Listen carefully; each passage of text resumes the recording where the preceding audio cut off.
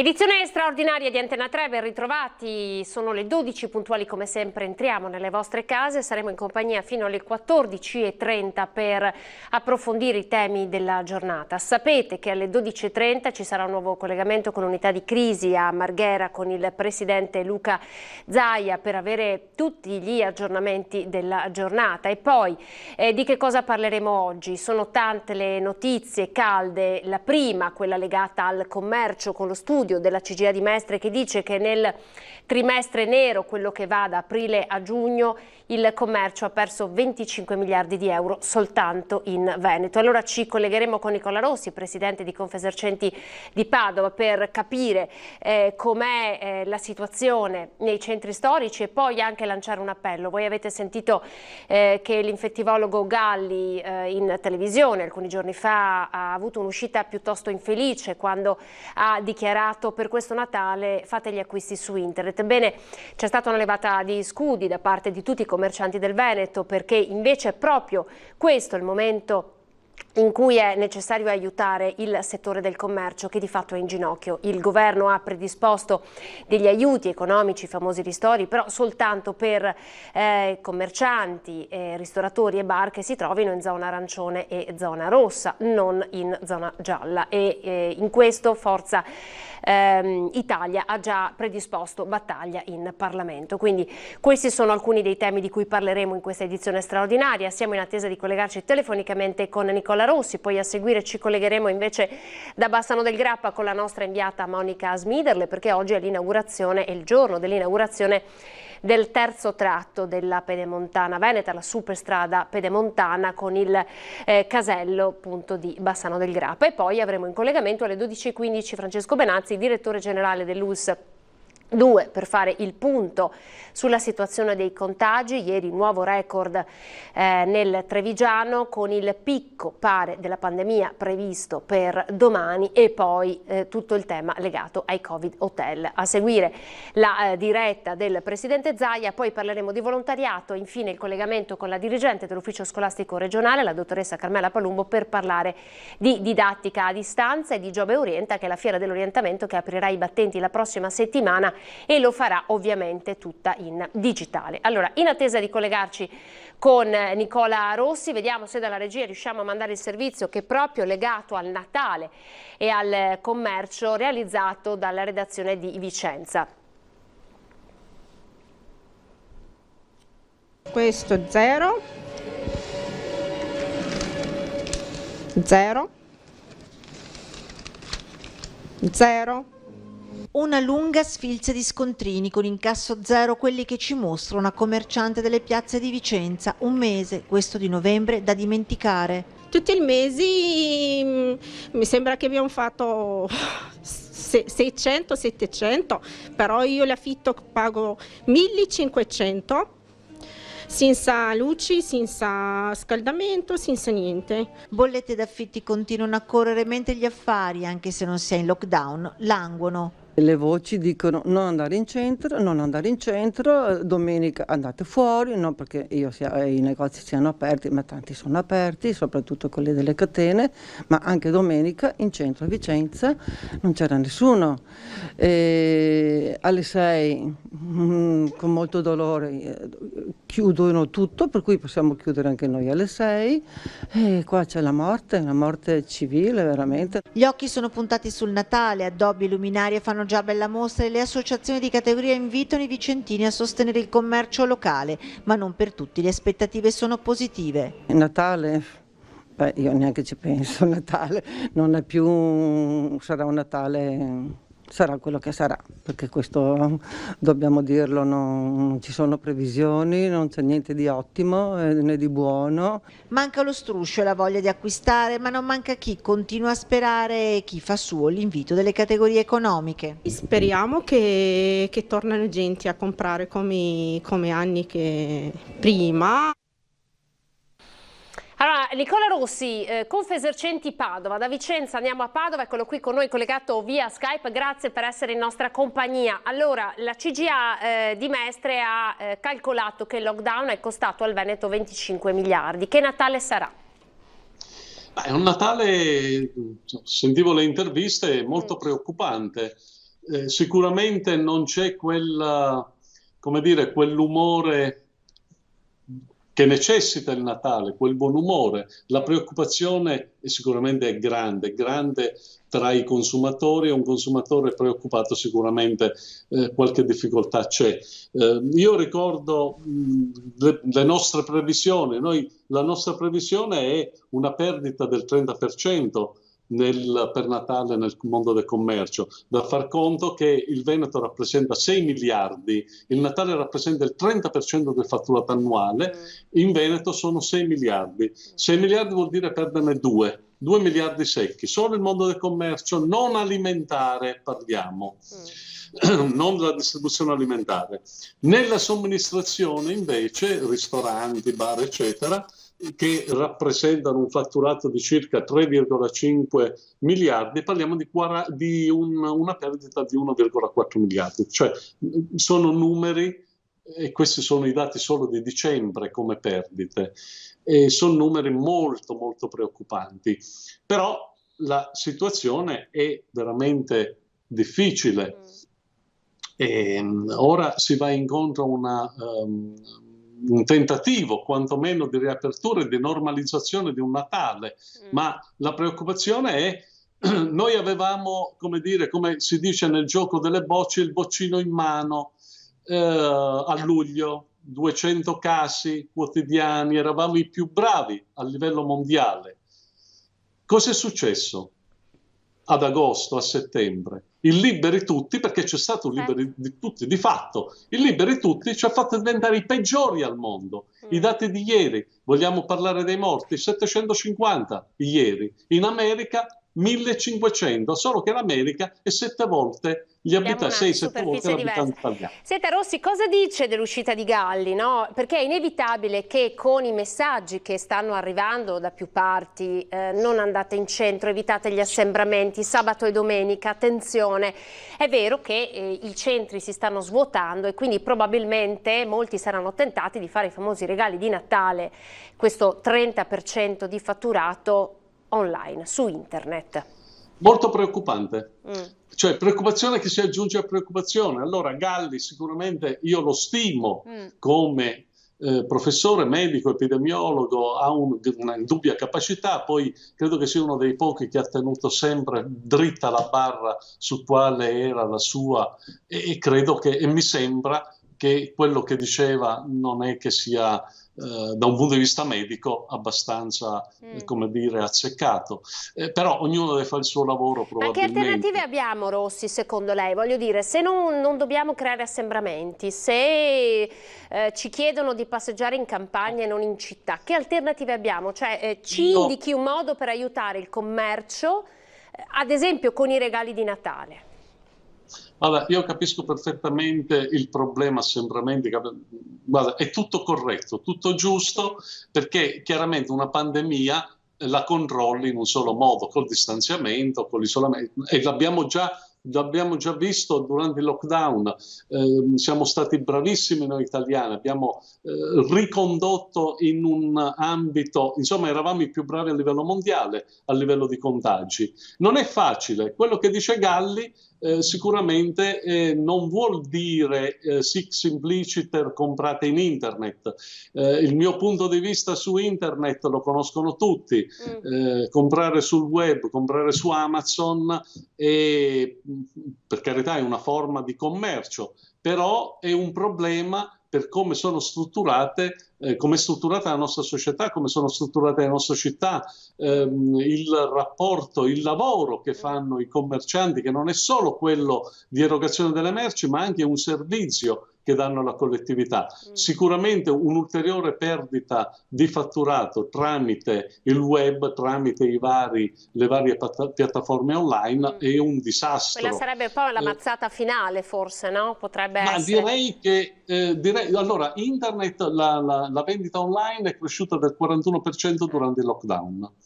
Poi è leggermente scesa, si è assestata prima in un primo tempo sul 25%, poi intorno al 15% in più, ma quel 15% pesa in maniera disastrosa. Ora, se dovessimo fare gli acquisti di Natale, i regali di Natale tramite le piattaforme online, insomma, credo che il pessimismo di quel commerciante intervistato sia più che giustificato. Allora, l'idea, Rossi, potrebbe essere questa: prendiamoci per tempo, i negozi sono aperti, il Veneto è in zona gialla, prendiamoci per tempo, poi possiamo anche ipotizzare il famoso buono per aiutare il negozio di vicinato da regalare. Ci sono iniziative di questo tipo, importantissime.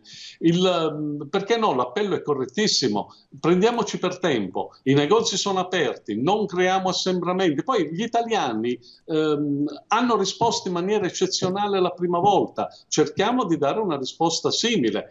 Approfittiamo di questo periodo, non arriviamo tutti insieme l'ultimo giorno e cominciamo gli acquisti. Io credo che ce la possiamo fare. Vediamo di ridurre la perdita. Sono molto preoccupato in una situazione che sfugga di mano la situazione sanitaria, perché purtroppo se non risolviamo la situazione sanitaria non risolviamo e non rilanciamo l'economia, perché la preoccupazione resta fra la gente. Io sento tanta gente, ho tante conoscenze, tanti associati, sono preoccupati. C'è una grande preoccupazione per questa pandemia, cosa che non sentivo obiettivamente a marzo, aprile, maggio, assolutamente. Non era così viva la preoccupazione fra la gente.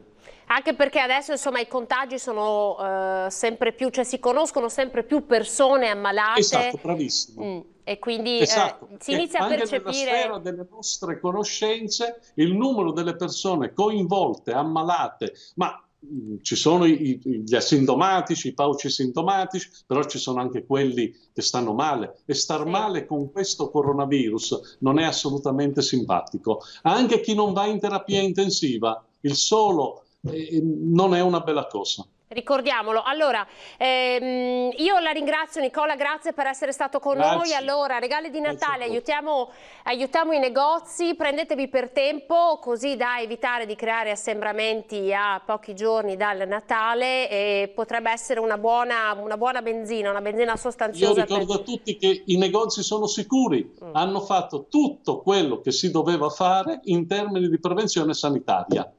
Grazie Nicola Rossi, Confesercenti di Padova, buona giornata, grazie. Grazie.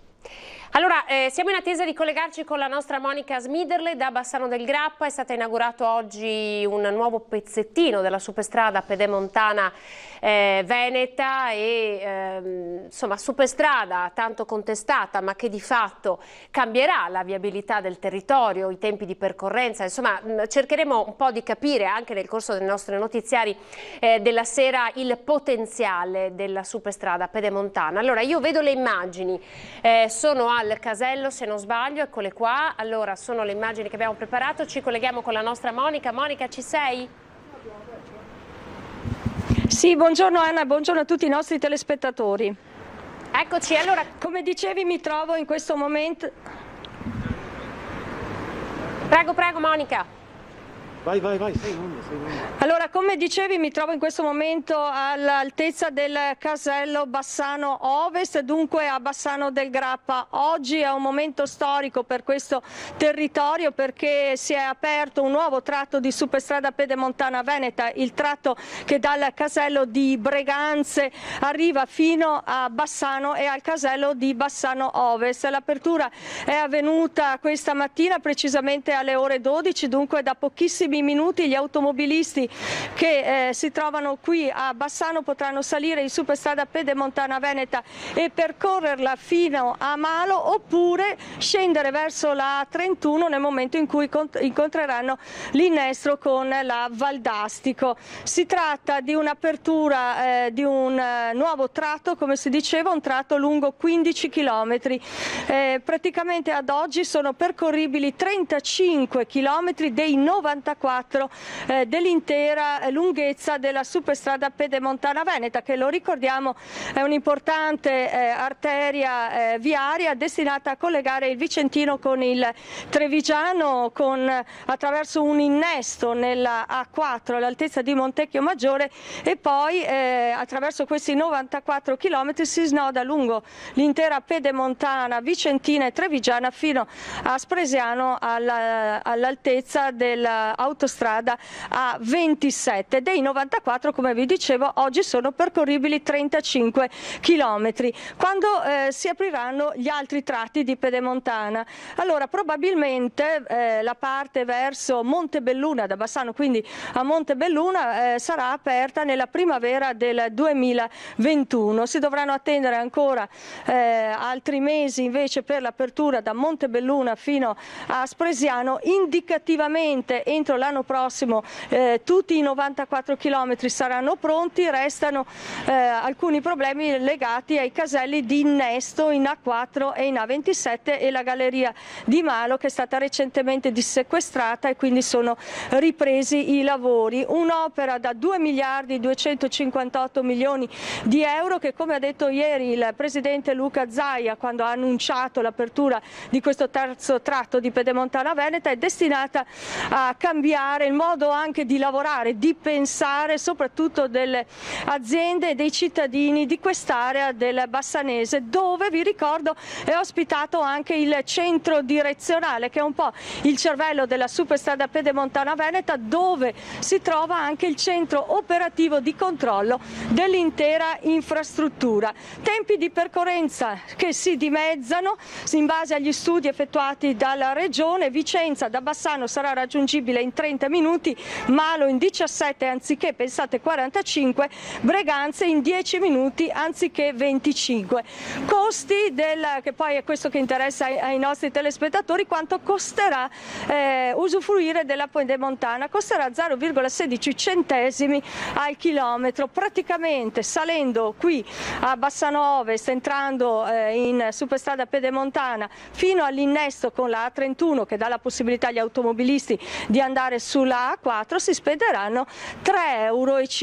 Insomma, una superstrada che sicuramente ha dei costi medi piuttosto alti per quanto riguarda i pedaggi, però è sicuramente un'infrastruttura destinata a cambiare il modo di muoversi in quest'area del Veneto. Un po' come è stato per il passante di Mestre. Grazie alla nostra Monica Smiderle, grazie, buon lavoro, grazie per la diretta, bellissime ovviamente le immagini, quelle con il drone, che ci hanno permesso di vedere in maniera più ampia di che cosa stiamo parlando. Grazie e buon lavoro. Noi invece andiamo in pubblicità e tra pochissimo invece in collegamento il direttore generale dell'ULSS 2, Francesco Benazzi.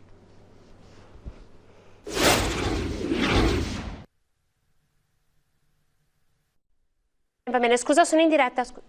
Eccoci, buongiorno, ben ritrovati. Scusate, eravamo in collegamento con la regia perché ci confermano che è collegato con noi Francesco Benazzi, direttore generale dell'ULSS 2. Buongiorno, buongiorno direttore. Buongiorno a lei, buongiorno. Grazie per essersi collegato con noi, so che ha poco tempo e questa mattina tra l'altro aveva una riunione. Parleremo tra pochissimo del vaccino antinfluenzale, anche per fare il punto della nuova fornitura di vaccini che arriveranno per la popolazione. Però ieri lei ha chiarito che per quanto riguarda i ricoveri siamo in zona rossa e che potrebbe esserci il picco già previsto per la giornata di domani. Come siamo messi? Ma guardi, effettivamente sì, per quanto riguarda le terapie intensive siamo ancora in una zona, in area tra il giallo e arancione, quindi accettabile, per cui manteniamo costantemente un numero sotto controllo, diciamo. E siamo effettivamente sofferenti nella parte di, chiamiamoli così, di ricoveri ordinari Covid, dove ormai siamo intorno ai 375 ricoveri ordinari più una cinquantina di ricoveri in semi-intensiva, quindi siamo intorno tra questi e quelli superiamo i 440 ricoveri, tanto che nel periodo iniziale della pandemia, parliamo di marzo-aprile, noi eravamo intorno ai 350 e il Ministero ci ha stadiato per 350, per cui tutto quello che noi superiamo viene catalogato zona rossa. Devo dire la verità che la Regione è stata provvida, è stata, come dire, si era preoccupata di dirci attenzione perché questa potrebbe essere più impegnativa della precedente in termini non tanto di carica virale quanto di coinvolgimento di tante persone purtroppo nella positività e nella sintomatologia, per cui ci eravamo, come dire, attrezzati per aumentare il numero di posti letto, cosa che abbiamo fatto e quindi, come si suol dire, stiamo tenendo botta, ecco, anche a queste evenienze. È chiaro che la difficoltà ad avere personale infermieristico legato anche al fatto che abbiamo 140 persone che sono o contatto di contatto perché hanno i figli eccetera e quindi sono in quarantena o perché hanno contratto loro il Covid, sempre magari in famiglia o comunque dei figli, noi ci troviamo in una situazione un po' di difficoltà per il personale, però devo dire la verità e ringrazio i miei collaboratori che ancora oggi stiamo reggendo all'ondata. Senta, come personale anche qui ci sono stati molti contagi. Sì, sono stati molti contagi perché noi l'abbiamo notato, ma credo che sia un po' un ragionamento nazionale, che da quando si sono riaperte le scuole il numero di contagi è aumentato e quindi di conseguenza il fatto stesso che il contagio avvenga in famiglia legato alle scuole, e questo è significativo. Senta, allora, Covid Hotel, abbiamo visto, insomma, Villa Fiorita di Monastier, c'è la possibilità che vengano allestiti nuovi Covid Hotel in Veneto? Guardi, noi abbiamo dato come manifestazione di interesse a chi voleva partecipare venerdì alle 16, diciamo il giorno e l'ora massimi per presentare dell'interessamento a diventare Covid Hotel. Ne sono giunte oltre a Villa Fiorita altre 2 e stiamo attendendo venerdì per poi ovviamente dire quali sono quelle che hanno intenzione di partecipare. All'oggi devo dire com'è la situazione, noi riusciamo a reggere, non a caso apriremo tra mercoledì e giovedì il Guicciardini di Valdobbiadene, riusciamo a reggere senza bisogno ovviamente di Covid Hotel, però è una risorsa che teniamo, come dire, in tasca in caso dovesse ovviamente essere la situazione più critica. Ma che caratteristica deve avere una struttura per essere un buon Covid Hotel? Guardi, nel caso di hotel stiamo parlando quindi dove non c'è l'esigenza di avere personale infermieristico o personale sanitario, quindi essere positivi o asintomatici, ma veramente asintomatici, quindi solo l'isolamento, oppure addirittura persone che stanno attendendo l'entrata in famiglia perché quindi ricoverate, negativizzate, perché in famiglia magari hanno ancora dei positivi. Queste sono più o meno le caratteristiche. Non si va certo a dare a chi gestisce un hotel dei compiti che sono squisitamente sanitari. Senta, direttore, veniamo ai vaccini. Certo. Sta arrivando una nuova fornitura di vaccini per la popolazione, parliamo ovviamente del vaccino antinfluenzale, poi magari se possiamo facciamo anche un passaggio sull'altro, ma intranos. Vaccino antinfluenzale, quando arriverà la nuova fornitura? Sì, ecco, se mi autorizza io vorrei fare anche un po' il punto, perché sembra che, ecco, rispetto all'anno scorso cosa abbiamo fatto? Abbiamo aumentato del 40%. Allora, abbiamo consegnato ai medici di medicina generale e ai pediatri di libera scelta 146.000 dosi. Tenga conto che l'altro anno ne hanno consumate complessivamente intorno a 100.000. Abbiamo fatto le 3 giornate vaccinali di massa dove abbiamo utilizzato 25.500 vaccini. Abbiamo fatto negli ambulatori vaccinali CEUD e tutti i nostri centri, disabili eccetera, altri 7.500 vaccini. Abbiamo fatto le case riposo 6.000 vaccini, abbiamo già fatto tutto il personale dell'ospedale di Vittorio Veneto, Covid Hospital, e siamo arrivati quindi a aver fatto all'oggi 186.200 vaccini, quindi un numero considerevole, decisamente superiore all'anno scorso. Chiaramente oggi abbiamo bisogno di cosa? Abbiamo bisogno di ulteriori dosi che servono i medici, famiglie, i pediatri di libera scelta, perché? Perché una parte di loro assistiti, e siamo contenti di questo, perché vuol dire che la gente ha risposto in modo significativo, quindi gli over 65, dobbiamo quindi fare ancora 10.000 dosi. Con 10.000 dosi in più noi andiamo a coprire i medici di famiglia. Poi abbiamo circa 2.000 dosi, 2.500 dosi per coprire chiaramente i minori, che vengono date quindi ai pediatri di libera scelta, e poi abbiamo bisogno di ulteriori dosi per finire tutto il discorso territoriale, disabili e altro, e dopo per coprire le pubbliche amministrazioni. Alla fine avremo bisogno quindi ancora di 20.000 dosi, che 12.000 già dovrebbero arrivare tra il 26 o il 27 di novembre, e quindi consegneremo ai medici famiglia queste dosi, inizieremo a finire il nostro personale e poi andremo verso ovviamente il personale delle pubbliche amministrazioni che richiede la vaccinazione antinfluenzale. Quindi ne mancano circa 8.000, no? Se ne arrivano 12, mancano all'appello circa 8.000. 8.000 che dovrebbero arrivare però i primi di dicembre. Ecco, quelle arriveranno. E in queste sono comprese anche la seconda dose che viene fatta ai bambini? Perché ai bambini viene fatta la doppia puntura? Allora, una quota a parte sì, dovrebbe essere compresa. Adesso stiamo ragionando con la Regione per vedere di riuscire a dare la seconda copertura. Insomma, bene, nel senso che l'organizzazione c'è e veramente avete fatto un lavoro straordinario, noi lo stiamo raccontando quotidianamente. Noi adesso siamo in attesa del Presidente Zaia che tra l'altro sta per iniziare. Il comitato di crisi per il coronavirus. Grazie a lei. L'assessore Bottacin penso stia arrivando. Arriverà anche la dottoressa Russo, perché oggi le ho chiesto che vi parli un po', vi dia un aggiornamento sui vaccini. Non l'antinfluenzale, il Covid. E quindi essendo lei coordinatore dentro nel comitato nazionale, magari vi dà 2 o 3 informazioni anche rispetto all'ultima lettera del commissario Arcuri. Allora passerei subito, volevo dire anche 2 robe sulla Pedemontana, ma intanto passo al bollettino. Prego dottoressa Russo, eccola qui, si accomodi. 2.624.768 tamponi, questi sono tutti molecolari, sono 17.420 in più.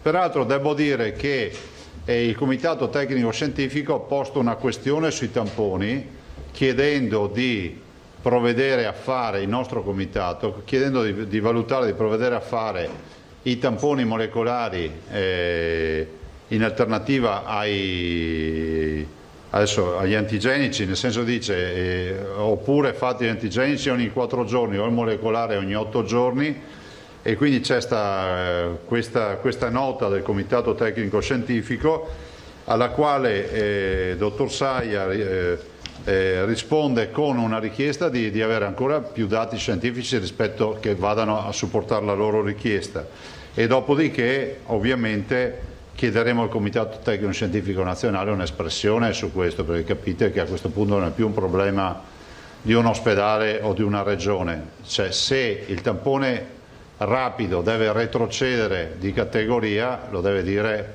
il legislatore di certo e il Comitato Scientifico Nazionale. Ve lo dico perché è oggetto di dibattito tutti i giorni sta storia sull'attendibilità o meno. Ovviamente la letteratura scientifica è chiara, però giustamente vanno rispettate le idee di tutti. Test rapidi, ne abbiamo fatti 29.712 anche ieri. Ieri, nelle ultime 24 ore sostanzialmente abbiamo fatto 47.132 tamponi tra rapidi e molecolari. Dei 47.132, 29.712 sono rapidi. Numero di positivi sale a 112.000. Ecco, nelle ultime 24 ore abbiamo avuto 3.753 positivi. Anche qui, sempre per l'ottica di guardare bene i numeri come sono, no? Abbiamo detto 47.000 tamponi, 3.753 positivi, giusto? A marzo avevamo 2.170 tamponi, 412 positivi. Vuol dire che se avessimo fatto a marzo i 47.000 tamponi avremmo avuto 10.000 positivi, non 3.007, cioè la proporzione è chiara. Positivi di oggi, vabbè, questi sono quelli che abbiamo già visto. Isolamento, eccolo qua, 36.887, questo è il dato che vi serve.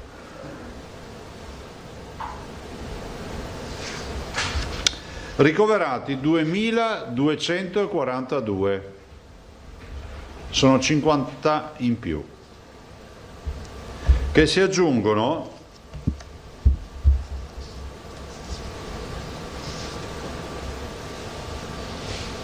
ai 296 di terapia intensiva, più 5, e quindi vedete che se sommate 2.242 più 2,96 andiamo a 2.500 e abbondanti, oltre 2.500 persone ricoverate in ospedale. I morti purtroppo 3.057 più 38, i dimessi 6.052 più 109. Vedete che abbiamo sempre questi numeri alti sui dimessi perché il turnover è alto, cioè noi stiamo girando un sacco di pazienti perché la permanenza media, il tasso di ospedalizzazione medio si è abbassato di gran lunga rispetto alla prima fase.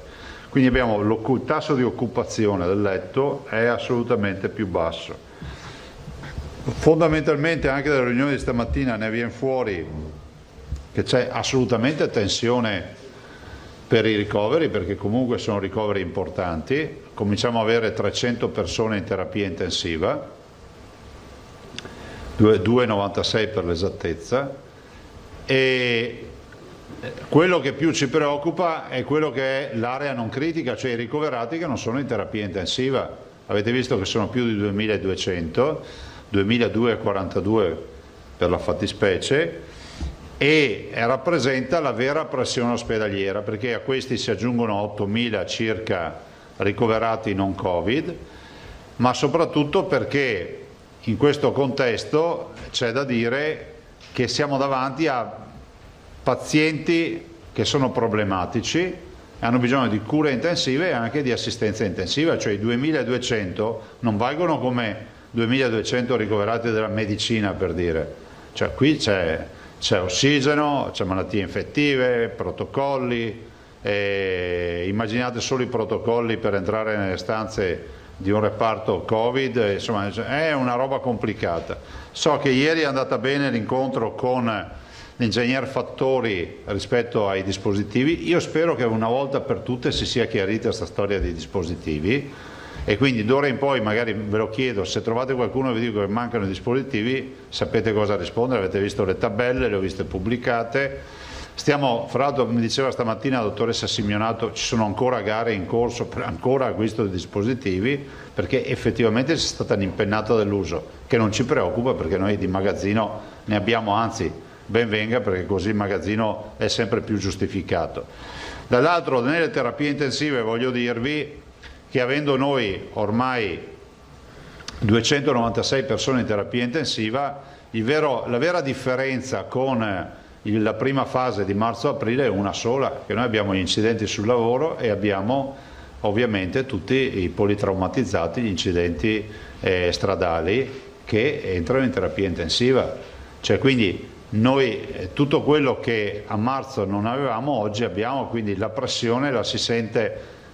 Perché noi guardiamo la curva del Covid, no? E vediamo che una terapia intensiva obiettivamente in tutte le province crescono gradualmente di poco, addirittura a Rovigo, se vedete la curva sta scendendo, si piega anche, ma non solo Rovigo, insomma si vede che la terapia intensiva non è elemento di grande aggressione da un punto di vista di curva di crescita, però è pur vero che abbiamo un elemento di ingressi in terapia intensiva non Covid che durante il lockdown non avevamo, questo è poco ma sicuro. Confermiamo le nostre, siccome vedo che ogni tanto qualcuno va sui giornali a dire che noi non abbiamo le 1000 terapie intensive, e per fortuna la tecnologia ci permette di mantenere queste dichiarazioni agli atti, noi abbiamo l'assoluta possibilità di attivare le 1000 terapie intensive, abbiamo i letti, abbiamo i respiratori, i diffusori, i monitor, tutto quello che serve. Ovvio è che ce ne sono alcune, quelle ad esempio dedicate alle sale operatorie, che allestiremo per ultime. Però vi ricordo che il piano prevede nella dichiarazione la possibilità di allestirle entro 36 ore. Quindi se oggi dicessimo che ce ne servono 1000, entro 36 ore ne abbiamo 1000, perché ne abbiamo già più di 800 allestite e le altre sono sostanzialmente che basta portare i letti e diciamo metterla a presa. Preghiera per i cittadini, adesso voi sapete che siamo in ore cruciali, fra l'altro alla mia destra c'è il massimo esponente della prevenzione e del Dipartimento, della dottoressa Russo, e poi lei che si occupa anche di questi numeri. Noi siamo nei giorni cruciali dei numeri, perché poi venerdì sera arriva la sentenza, no? Oggi pomeriggio alle 4 avremo il confronto con il governo. Vi ricordo che la richiesta delle regioni è una richiesta tecnica. Se chiedete a me i 5 parametri non ve li so dire, perché è proprio una richiesta che nasce dal gruppo di lavoro della dottoressa Russo con gli altri colleghi regionali. La dottoressa è il coordinatore. Dall'altro però c'è anche da dire che oggi noi abbiamo degli indicatori che sono assolutamente, diciamo, che ci fanno sperare, spero in un buon esito della classificazione, alla luce del fatto che noi la situazione ce l'abbiamo assolutamente sotto controllo e non abbiamo tassi di occupazione di terapia intensiva che sono i più bassi nazionali, abbiamo sicuramente focolai, ma siamo una regione grande, abbiamo sicuramente tanti contagiati, ma vi ricordo che facciamo tanti tamponi, anzi vorremmo che ci contabilizzassero anche i tamponi rapidi. Però in generale, insomma, questa è la situazione. I cittadini, faccio appello perché i cittadini rispettino le regole. Allora, se diciamo di lasciare libere le prime 2 ore del mattino per la spesa per gli anziani, a questo punto non è che posso richiamare i giovani, richiamo gli anziani che vanno a fare la spesa alle 11. L'abbiamo fatto per voi, ma non per isolarvi, per fare in modo di evitare al massimo di essere contagiati. Avete visto che l'ingresso in terapia intensiva, o meglio, cito un dato che è ancora peggiore, quasi il 90% dei morti hanno più di 70 anni, che corrisponde sostanzialmente alla stessa percentuale dei ricoverati. Alla luce di questo, ragazzi, bisogna darsi una mano e fare in modo che si approfitti del fatto che le prime 2 ore del mattino, faccio appello a chi a meno di 60 anni di non andare nelle prime ore del mattino a fare la spesa, ma anche a chi ne ha di più di andare nelle prime 2 ore del mattino. Inutile presentarsi a mezzogiorno a fare la spesa perché poi deve fare il giro, deve andare da altre parti o perché ti sei messo in testa di far così. Modifichiamo anche qualche piccola abitudine. Evitate gli assembramenti, l'appello a tutti: evitate gli assembramenti, portare la mascherina sempre e ovviamente l'igiene delle mani. Oggi a mezzogiorno abbiamo aperto, io ho assistito in diretta in collegamento, la Pedemontana Veneta, quindi sapete che abbiamo 35 km dei 94,5 aperti. È un bel successo. Vi ricordo che l'88% ormai dell'infrastruttura è cantierata, quindi stiamo andando verso le fasi finali. Vi confermo che nella primavera 2021 la quasi totalità verrà aperta. Vi dico anche che è un'infrastruttura che cambierà il nostro modo non solo di circolare, ma anche di pensare. Cioè, se oggi tu dici uno vai a Bassano, a chiunque di questa zona del Veneto, del Veneziano piuttosto del Trevigiano o del Vicentino, comincia a fare i calcoli, ci metterò da Vicenza un'ora o quello che è, non so. Si dimezzeranno minimo i tempi, minimo dimezzati, fra l'altro su una infrastruttura di grande a scorrimento. È così per Montebelluna e per tutte le altre località. Stiamo parlando di un'infrastruttura, e chiudo, lo ricordo anche ai cittadini, che nasce in Veneto nelle carte ai primi anni 90. L'attuale progetto oggi in cantiere è del 2002, la gara del 2006, l'aggiudicazione del 2011.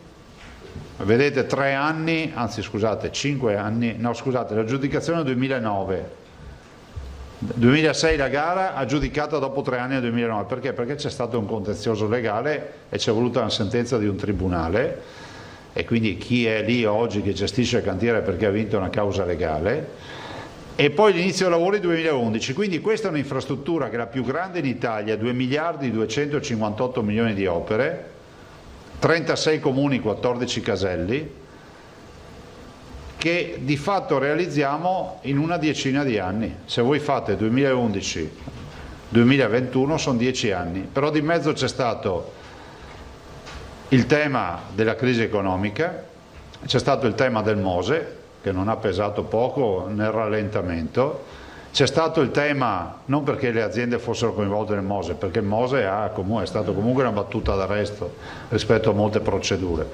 C'è stato il tema del Covid, che ha pesato molto, e c'è stato poi anche quello ovviamente dell'aver rinegoziato tutto l'accordo finanziario, per cui direi che bonificandola un po', insomma, è un'infrastruttura che si è realizzata togliendo i tempi morti, io dico verosimilmente in 6-7 anni si è realizzata. È un'opera straordinaria, la vedrete percorrendola. Bassano Breganza è aperto oggi, che sono 15 km, dei 35 aperti, lo si fa in 10 minuti. Se a dirlo a quelli di Breganza che vanno a Bassano in 10 minuti dicono ma che cos'è, una fantasia sta qua? Invece è così. Io avrei finito, prima di passare la parola alla dottoressa Russo e lasciarla a voi per parlare di vaccini, un minimo di aggiornamento, sono qui a disposizione per le domande. Bonet, gente veneta, avanzanti. Bonet. Un po' di domande, Presidente. Prego. La prima è generale, in tema di decessi, non riguarda il Veneto, ma una sua lettura più generale sui dati in Italia. Cioè l'Italia continua ad avere tanti più morti rispetto agli altri paesi europei. Come mai? C'è un deficit di sistema sanitario rispetto... No, guarda, io penso che incida molto anche l'età media della popolazione. Perché sai, è come quelli che mi dicono, a me è capitato, uno dice ma la Cina ha avuto meno morti in percentuale, sì ma guardate l'età media del popolo cinese, noi siamo un popolo dove l'età media è alta rispetto a, cioè quando si dice il vecchio continente, no? Il vecchio continente, dal punto di vista epidemiologico, poi la dottoressa Russo è un'esperta di questo, noi dobbiamo valutare anche l'età media, le classi di età, non a caso per noi il 90% dei ricoverati ha più di 70 anni, vuol dire che noi ce li abbiamo i settantenni. Se andiamo in Africa, per dire, è un problema che è rovesciato perché hanno tanti giovani e sicuramente tanti dicono ma l'incidenza del coronavirus in Africa non è così importante. Sì, ma andate a vedere anche l'età media e quanto più giovane è la popolazione. Ok. Poi due domande per futuro invece rispetto al tema degli allentamenti delle misure per Natale. Se ne sta discutendo a Roma, cerchiamo di fare un Natale il più normale possibile, qual è la sua opinione? E secondo corno della questione, se lei è d'accordo sulla richiesta della Montagna Veneta di aprire già il 4 dicembre gli impianti per provare a vedere se si riesce a tenere in piedi. Ma guarda, cioè, noi tifiamo perché venga la neve, ne venga tanta e si possa tornare alla normalità. Da qui alla normalità c'è di mezzo il buon senso, nel senso vedremo di capire giorno dopo giorno quale sarà l'evoluzione.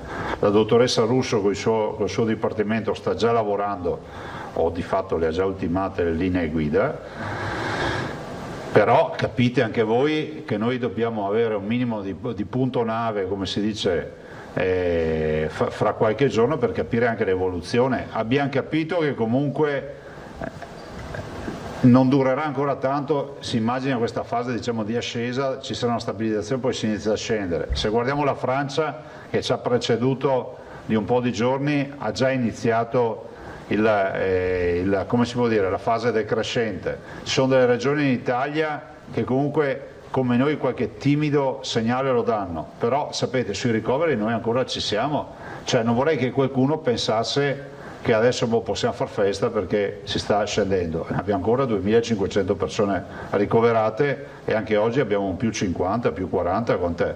Finché c'è più lì vuol dire che non stiamo scendendo. Se più 1, più 2 vuol dire che insomma qualcosa, ma insomma più 50 non vuol dire, cioè, è ancora pesante la storia. Ovvio che per noi la montagna invernale resta in questo momento la più grande preoccupazione. Ma sai, su Natale ci vorrebbe la sfera della verità, perché sai, io dico, ma chi è oggi che è in grado di programmare le sue vacanze estive? Guardate che stiamo parlando di caldo, di estate, e se ci pensate un attimo dite sì, ma il Covid come sarà quest'estate? Ma da che, ci sarà, mi compro un viaggio, non me lo compro, ma ci sono gli aerei, non ci sono. Pensate a Natale che qui dietro all'angolo, cioè io direi di verificare. Penso che più noi, ecco questo te lo posso dire, più noi investiamo nella tutela e nel rispetto delle regole, più possibilità abbiamo di avere un Natale quasi normale. Dopodiché, sentite, se qualcuno vuole sapere se può andare in piazza l'ultimo dell'anno, brindare, spaccare la bottiglia per terra, dico guarda, è meglio che non comprate, che la bottiglia ve la bevete a casa. Sì, ci sono delle robe che diamo già per scontato, gli assembramenti vanno evitati. Se poi Natale è in famiglia è un'altra roba. Se poi passa il test fai da te, se non bombardano anche quello come quello rapido, allora magari uno farà il cenone con prima il test. Però voglio ricordarvi, fra l'altro, siccome qua siamo, come si può dire, un branco di esaltati, cioè io e qualcuno che mi viene dietro, voglio ricordarvi che ieri l'FDA americana, anzi l'altro ieri l'FDA americana, Food and Drug Administration, cioè il massimo ente di garanzia a livello internazionale che stabilisce se un dispositivo o un farmaco può far bene o male nella sua somministrazione, ha autorizzato un test fai da te, Covid. No, vi sembra che diciamo puttanate quando parliamo? Vi ricordate in premessa che vi ho detto, vedrete nelle prossime settimane roba, quanti ne arriveranno? E ha autorizzato un test Covid, dicevano, ve lo potete anche andare a vedere su internet, si chiama Lucira, penso si pronunci, che l'unica limitazione sapete qual è? Per gli over 14 anni, ma non perché faccia male, perché non si infilino lo stecco in una maniera sbagliata e si facciano male. Cioè è un tamponcino e fa la reazione, e fra l'altro è anche una macchinetta particolare, quindi cercheremo di capire. Piccolo. Sì, scusate, vietato gli under, scusate, vietato a chi ha meno, perché qualcuno poi mi scrive dopo le conferenze stampa e dice troppo inglese, vietato a chi ha meno di 14 anni per un ovvio motivo, no? Glielo faranno i genitori, però vorrei ricordare che c'è un piccolo aspetto, ve lo sottolineo, che in questo paese, in Italia, si è autorizzata la vendita e la somministrazione di tutti i dispositivi e farmaci dispositivi Covid che sono autorizzati in un paese del G7. Gli Stati Uniti sono G7, cioè quel test lì, se arriva qui domani mattina, non arriverà, sapete perché? Perché farà man bassa, come è accaduto per altri test, e quindi prima che arrivi qua si fanno 3 giri loro, giustamente.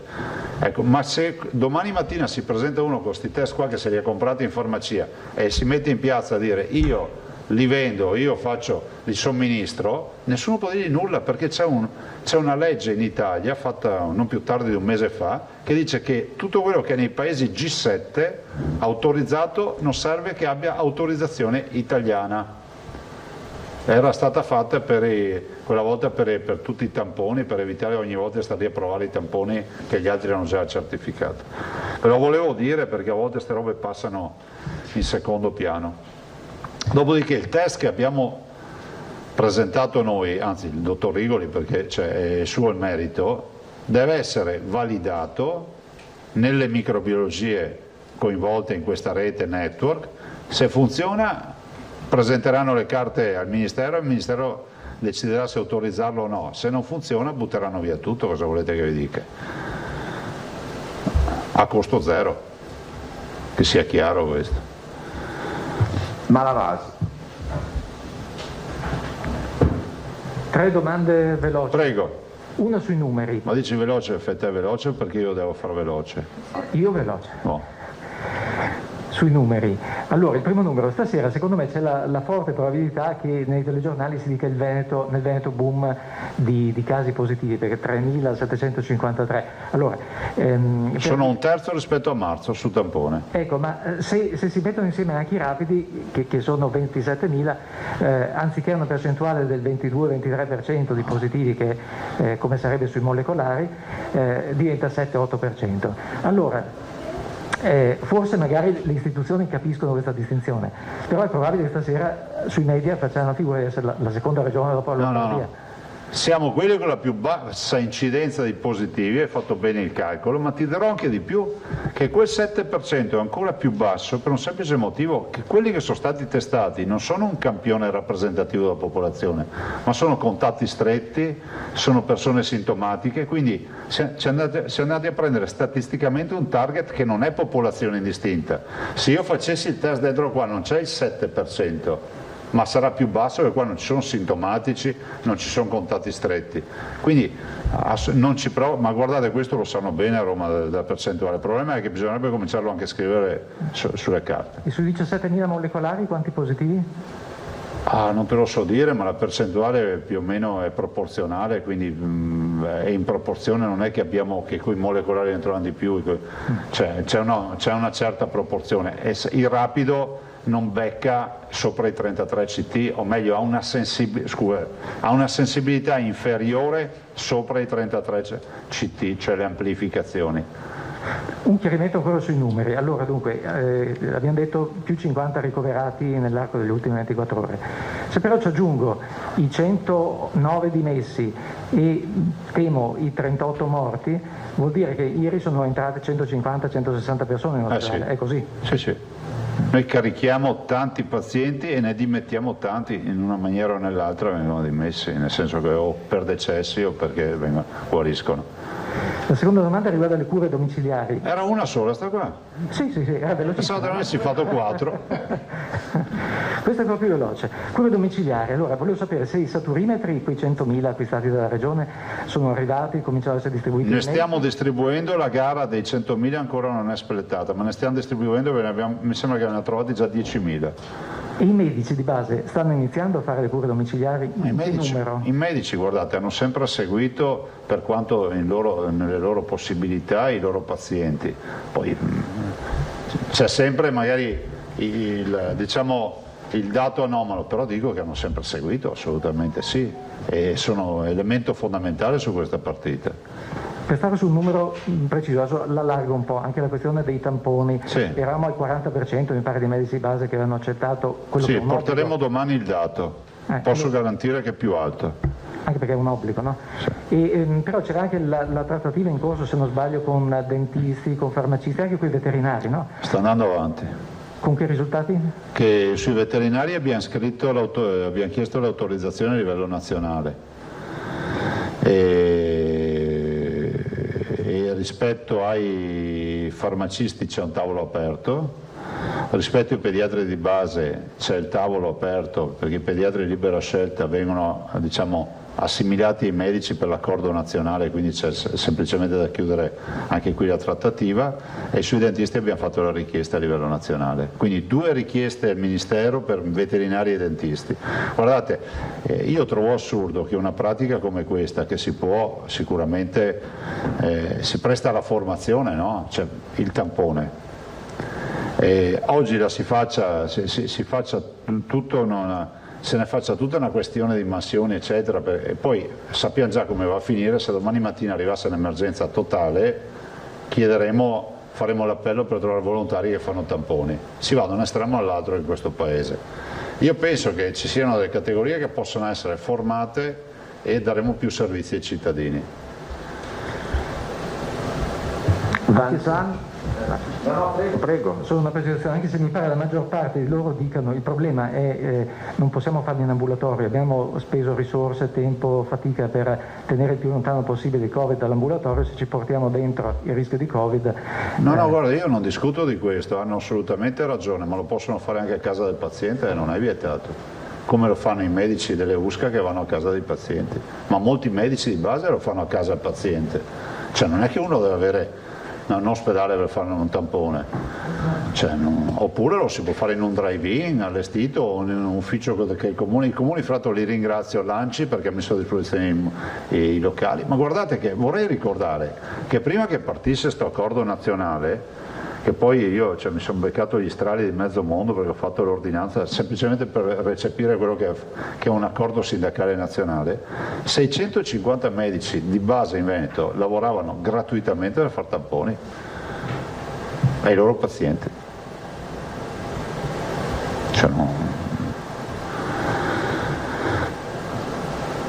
Tutto qua. Esaudito? Vanzan, Salmaso e Fois. Presidente, buongiorno. Una cortesia, ci può spiegare meglio questa vicenda del CTS? Non ho capito, il CTS Veneto... Il CTS regionale nostro ha mandato una nota al coordinatore dicendo: guarda, secondo noi è meglio fare tamponi molecolari ai dipendenti, a chi è in prima linea, e avendo l'esito entro 36 ore, oppure dice in alternativa ogni 8 giorni, voi sapete noi facciamo ogni 7 giorni, rapido facciamo, oppure in alternativa un rapido ogni 4 giorni. Ho fatto un'estrema sintesi. Noi adesso vediamo di approfondire, di chiedere a loro, ovviamente lo verrà chiesto tramite ovviamente il coordinatore del CTS, il dottor Saia, un approfondimento di natura scientifica, nel senso, cioè, se tu mi fai questa domanda è sulla base di che evidenze scientifiche, perché noi dietro abbiamo Ministero, CTS nazionale, ISS, mondo intero che va nella direzione dei rapidi, quindi avere una giustificazione scientifica della richiesta che rispettiamo, e dopodiché avuto tutto il materiale interpelleremo il CTS nazionale per un'espressione, perché se passa questo principio deve passare per tutti i cittadini italiani, non deve passare solo per una categoria o per una regione, mi sembra logico, no? Ma che sostanzialmente il CTS Veneto sostiene che i rapidi non vadano bene? Beh, sostanzialmente sostiene che preferisce fare i tamponi molecolari. Mi sembra ovvio che c'è un dibattito in corso a livello nazionale, non solo Veneto, no? Non era solo Crisanti che aveva dubbi. Prego? Non era solo Crisanti allora che aveva dubbi, cioè ci sono altri scienziati all'interno del comitato tecnico? Sì, cioè, ci sono, c'è il professor Navalesi, c'è la dottoressa Cattelan, c'è la professoressa Tacconelli, però non sono dei microbiologi, loro parlano da clinici, dopodiché, ma guardate, è legittimo, vorrei ricordare una roba, e questo è bene che lo scriviamo, qua non c'è il partito dei tamponi rapidi e il partito di quelli molecolari, ma c'è da parte mia c'è solo il partito di chi vuole fare le robe, vabbè? Noi abbiamo sempre delegato al mondo scientifico le decisioni. Se il mondo scientifico rivede la sua posizione sui tamponi rapidi, vorrà dire che l'Italia deciderà di fare quello che tutti gli altri paesi non fanno. Cosa volete che vi dica?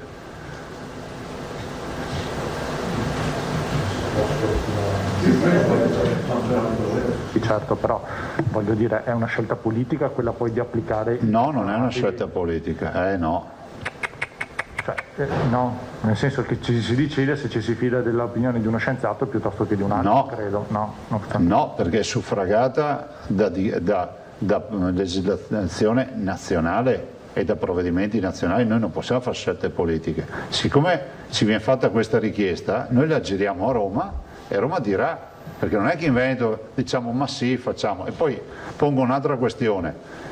Se è vero che i medici in prima linea sono in assoluto il nostro faro, è altrettanto vero che se c'è la convinzione che il tampone rapido non funziona, allora bisogna porre una questione a livello nazionale. Però sai, c'è un sacco di letteratura scientifica che dice esattamente il contrario e di certificazioni che dicono esattamente il contrario.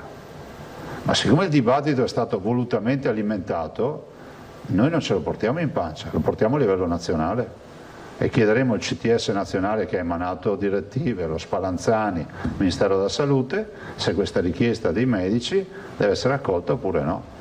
Siccome vedo che adesso sta diventando anche dibattito sindacale, onestamente io ho il massimo rispetto per i lavoratori e per i loro rappresentanti, non sono uno scienziato, per cui se ci sono evidenze scientifiche nuove e non siamo al corrente di questo, ce lo dirà il CTS nazionale. Quindi Presidente, voi attualmente considerate ancora i test rapidi? Facciamo tamponi rapidi. Certo, ma li considerate c'è la legge ancora... che ce lo dice. E li considerate nei dati che poi... uno dei nello 21... screening e in tutto. Sì, ma è uno dei 21 parametri che poi sono considerati a livello nazionale? Quindi voi al momento continuate a farli? Ma è previsto dalla legge. Okay. Voglio ricordare che tutti i paesi li utilizzano. Gran Bretagna, Germania, Francia, Spagna, Stati Uniti. Altro... Allora guardate che non c'è nessuna nota di polemica, io vi dico... Parlo per me, non per i colleghi, cioè mi stupisce un po' questa novità, perché noi almeno io, parlo per me, avevo sempre capito che la scelta del Veneto di investire sui tamponi rapidi, che erano stata un'intuizione anche del dottor Rigoli del Veneto e che il Veneto ha portato avanti anche a livello non solo scientifico ma politico in conferenza Stato-Regioni come esperienza positiva, Adesso, ex post, cioè dopo ormai settimane che tanti si sottopongono ai test rapidi anche per una questione di praticità, ci viene comunicato che non c'era solo Crisanti che da subito ha espresso delle perplessità, ma anche altri esponenti importanti, Navalesi, Tacconelli, Cattelan, che adesso dicono no, per noi ci può spiegare un po' meglio cosa sta succedendo. No, ma guarda, è molto semplice. Io se dovessi fare mi farei un tampone rapido, ma senza problemi. E oggi la letteratura scientifica che è a nostra disposizione è chiara. Dice che il tampone rapido sotto i 33 CT, cioè sotto quello che è il limite oltre il quale si considera che la carica virale non sia importante, funziona con affidabilità che va oltre il 96-97%, cioè sono le certificazioni. Bene, siccome è stato fatto partire questo dibattito e siccome mi rendo anche conto che nel paese delle responsabilità davanti a dibattiti che se non chiudono poi i dibattiti degenerano, quante volte ve l'ho detta sta roba? Mi metto nei panni di qualsiasi professionista che davanti ai suoi dipendenti, magari medici, dice ma e se dopo succede qualcosa? Cosa volete che vi dica? Ho il massimo rispetto del pensiero di tutti, quindi dico che siccome non c'è il coordinatore del CTS regionale chiederà che ci sia supporto anche scientifico a questa richiesta, dopodiché gireremo tutto, ma anche umanamente capisco che poi c'è anche qualcuno che si sente la responsabilità di dire ma siccome io sono primario, ma sono anche primario perché ho del personale nel mio reparto, con tutto sto casino forse è meglio che andiamo a riparo, cioè, perché poi è l'Italia questa. Nel dettaglio la nota, la lettera è stata spedita dal CTS Veneto al coordinatore del comitato. Del CTS Veneto. Chi ha scritto cosa, scusi?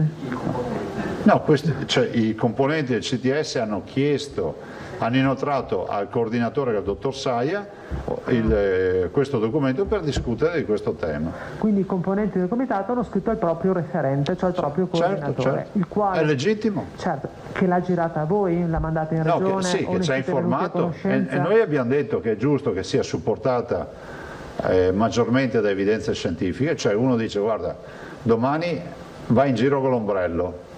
Cioè, vabbè, ma perché? Ma perché guarda, c'è certezza che domani arriva un uragano. Quindi uno scrive, guarda, ho visto le previsioni su meteo.it e... Prego? È inquietante tutto lo spazio che è stato dato a questo dibattito, e questo è il risultato. Io sono papà di una bambina che come tutti i suoi compagni di scuola è stata sottoposta al test rapido 2 volte.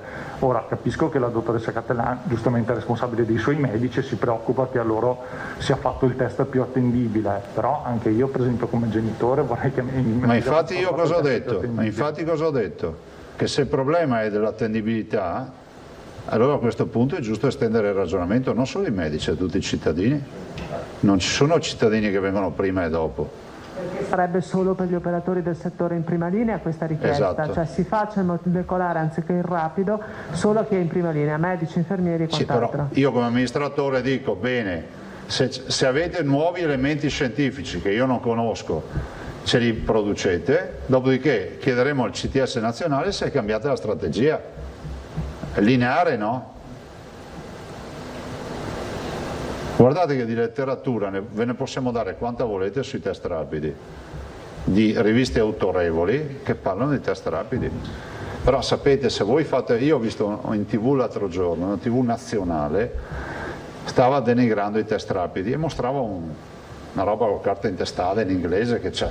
Uno la vede e dice ah sì, ma non si riesce, dalla velocità. Io ho riconosciuto lo studio, perché è lo studio che alcuni fanno girare sempre. E cosa dice questo studio? Dice che l'attendibilità, c'è una frase, dice l'attendibilità del test rapido scende sotto valori che sono importanti, ma dice se il CT del paziente è superiore a 33. Ma se tu non spieghi questo passaggio qua, dice, e fa vedere sempre la solita frase, l'attendibilità cala Invece lo studio, di fatto tutto lo studio, quello che viene venduto, se volete ve ne diamo una copia, come elemento di discussione, diciamo, valorizza il test rapido, solo che dice, guarda, questa macchina ha un motore perfetto, solo che oltre i 250 all'ora non riesce ad andare.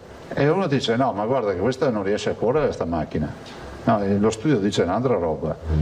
Però insomma, io non entro in questi, non mi interessa, cioè non sono cose nostre. Questo è un elemento diagnostico certificato da tutto il mondo. Se viene messo in discussione, deve essere messo in discussione per tutti e non solo per alcuni. E non solo, alcuni intendo regioni, cioè. E quindi noi lo rimbalziamo a livello nazionale. La seconda domanda, Presidente, riguarda l'ordinanza che lei ha emesso la settimana scorsa con validità dal 13 al 22, cioè scade sì. Sabato. Resta in tonsa. Fino a sabato. Fino a domenica, alle ore 24.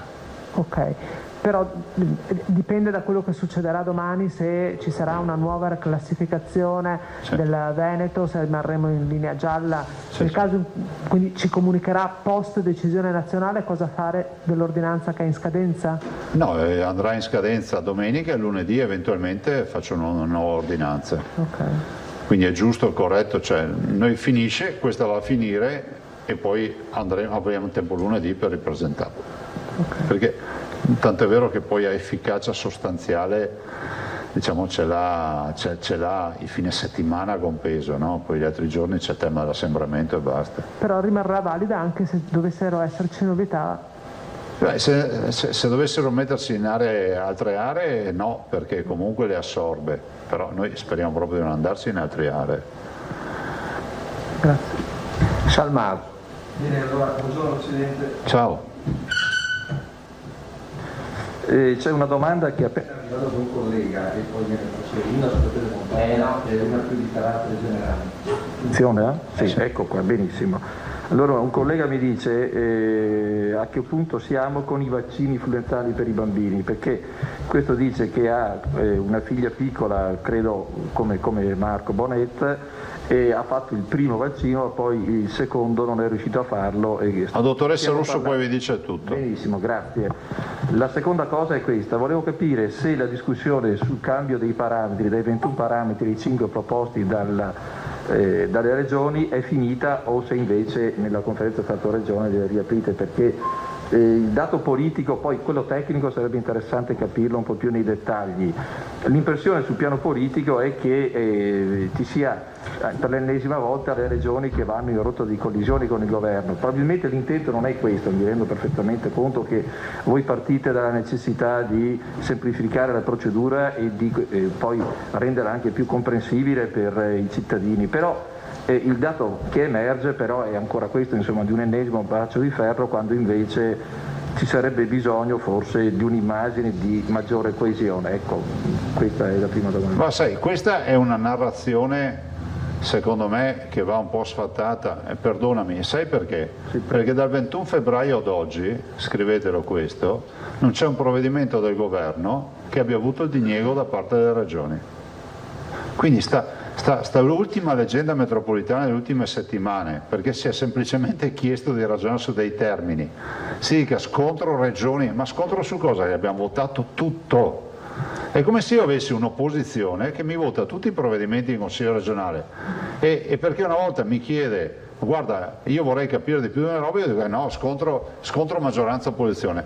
Le regioni italiane dal primo giorno ad oggi hanno votato a unanimità tutti i provvedimenti del governo Conte.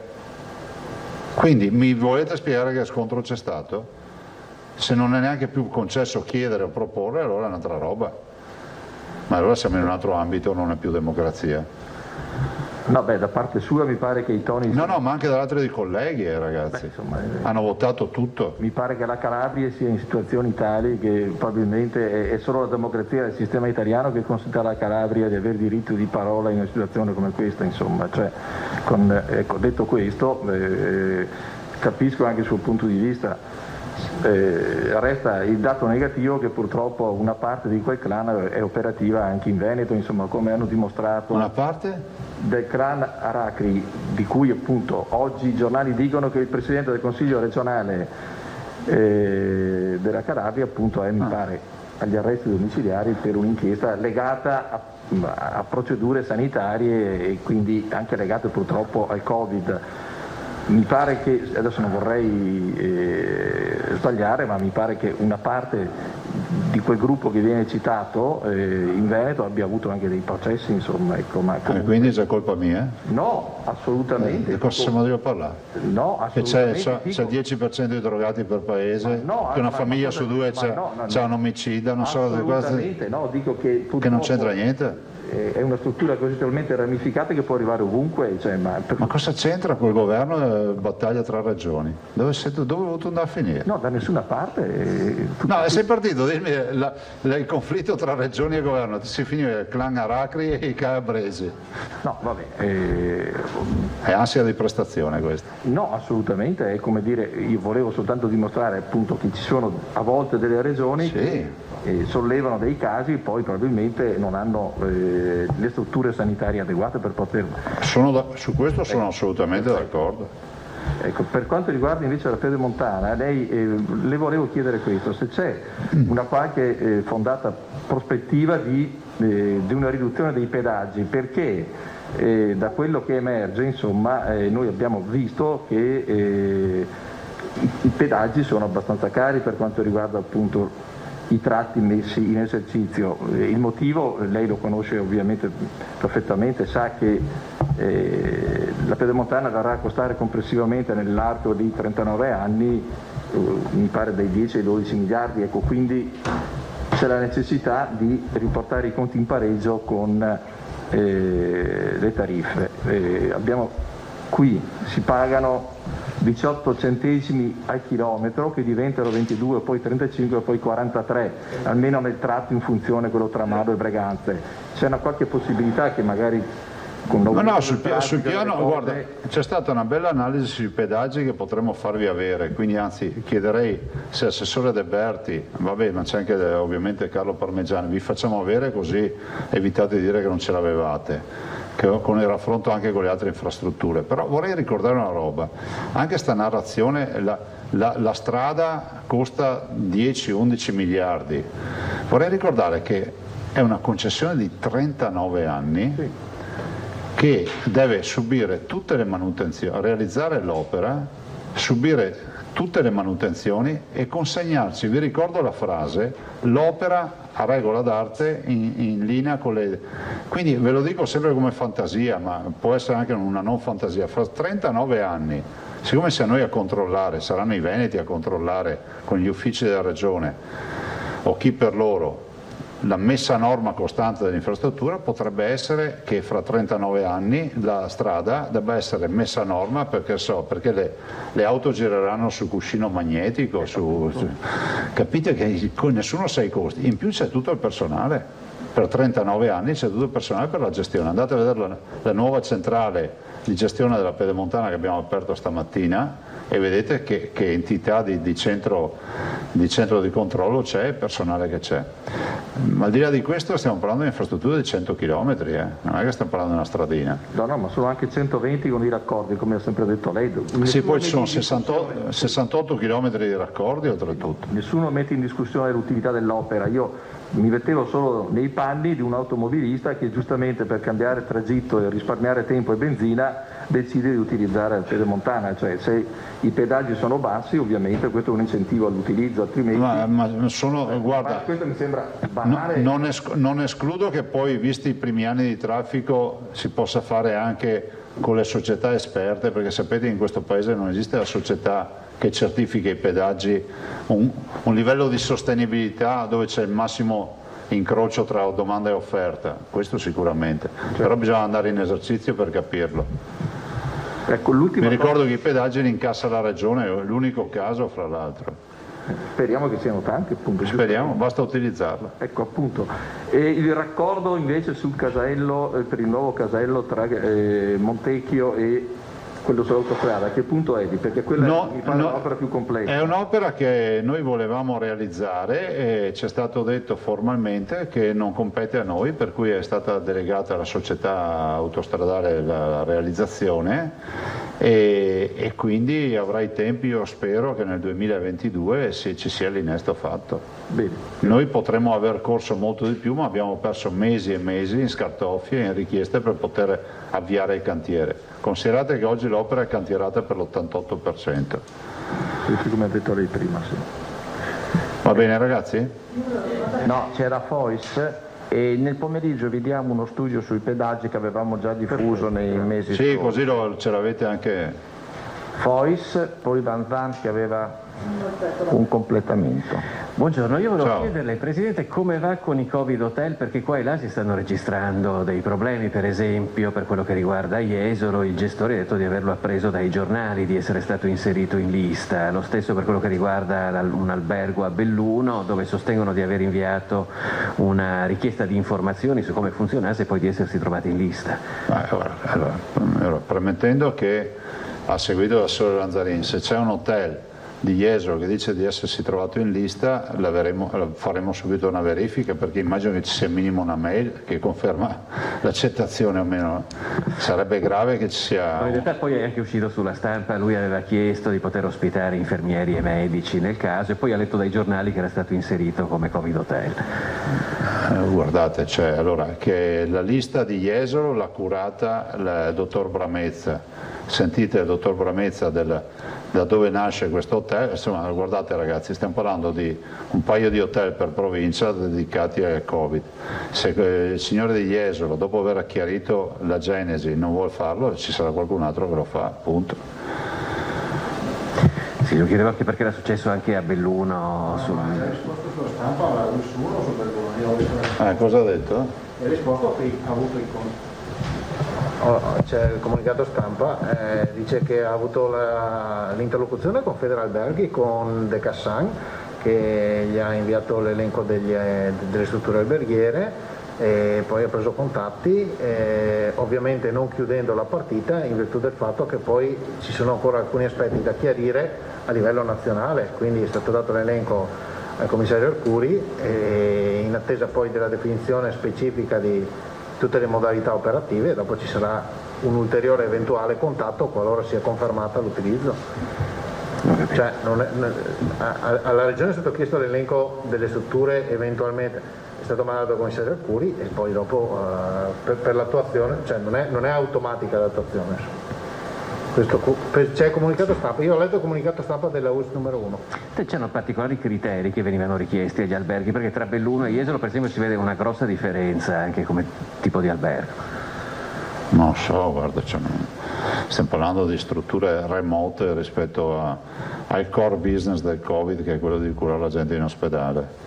Voglio fare un'altra domanda rapidissima. Prego. Che ci ha chiesto un tributarista di Padova sul fatto che in questo periodo, lui dice, lo Stato ha sospeso ogni attività affidata all'agente di riscossione, mentre chiedeva di chiederle se la Regione Veneto, che in questo periodo sta notificando diversi avvisi di accertamento riguardanti l'imposta di bollo, ha intenzione di assumere dei provvedimenti simili a quelli del Governo. Ne dobbiamo parlare con l'assessore Calzavara, sinceramente non sono sul pezzo di sta roba. Grazie. Vanza. Presidente, una richiesta arrivata in redazione. Prego. L'ordinanza, che è valida, diceva prima, fino a domenica, prevede la chiusura dei distributori di carburante, aperte solo il self-service. I distributori di metano non possono funzionare con la modalità self-service. Nel primo lockdown, quello di marzo-aprile, erano rimasti aperti. Chiedono se è stata una svista e se pensate di correggere. È una svista. Una scelta precisa. È una svista, ne abbiamo parlato proprio ieri, faremo una FAQ. Daremo una risposta con una FAQ sui distributori di metano, certo, perché è il problema dell'operatore, perché uno non può fare il fai da te. Lascio la parola alla dottoressa Russo, un aggiornamento sui vaccini, poi se volete anche, le lascio il posto, e se volete anche altre informazioni la dottoressa è preparatissima. Prego.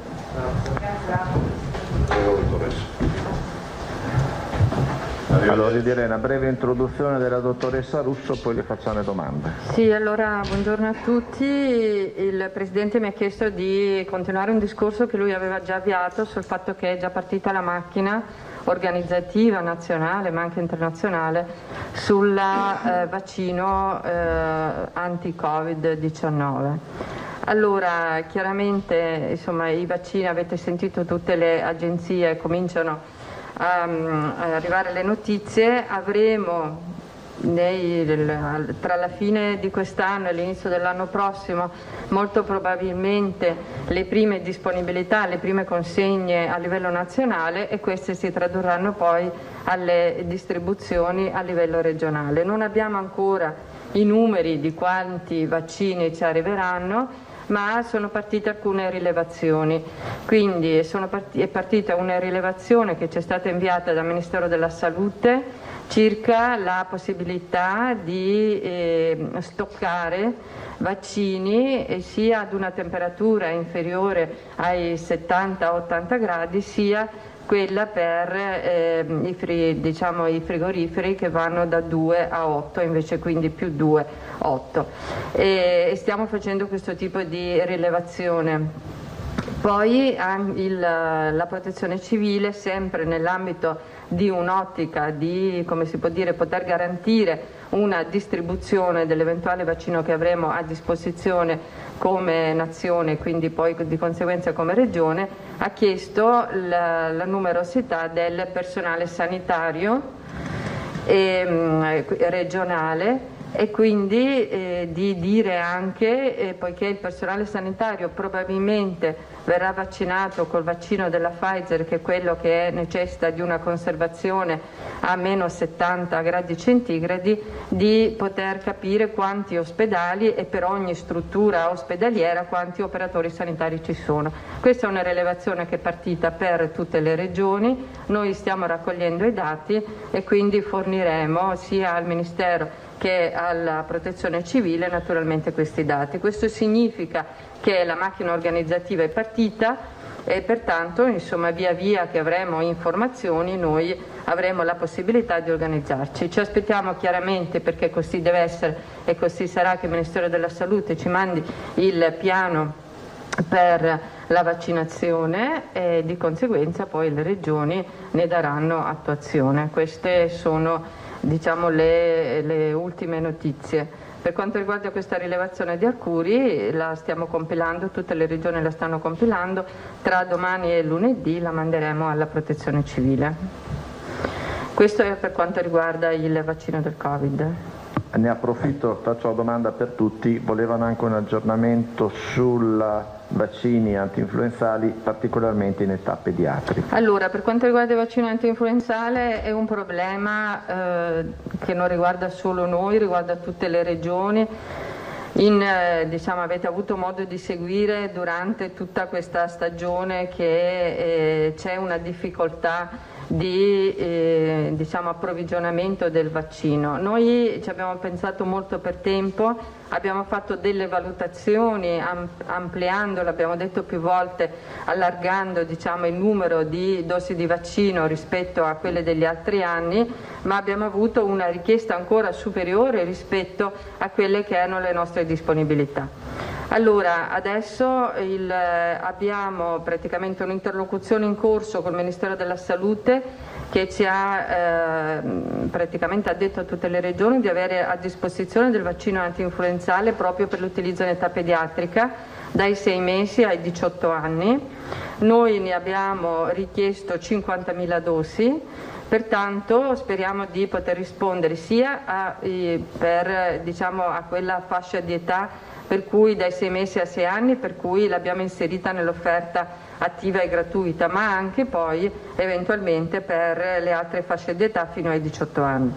Per quanto riguarda invece il vaccino quadrivalente, che è quello che si utilizza per tutti i soggetti anche di età superiore, abbiamo chiesto all'azienda di poterci dare quel 20% che avevamo prenotato, quindi sarebbero altre 80.000 dosi e adesso stiamo aspettando per vedere insomma se ce lo rifornisce. È chiaro che è stato detto anche in altre occasioni, anche le aziende hanno dovuto insomma andare in soccorso di altre regioni perché erano in difficoltà, perché non avevano neanche il quantitativo insomma, che avevano preventivato. Quindi non so adesso nel bilanciamento diciamo, della ridistribuzione delle dosi che loro hanno a disposizione quante ce ne potranno dare.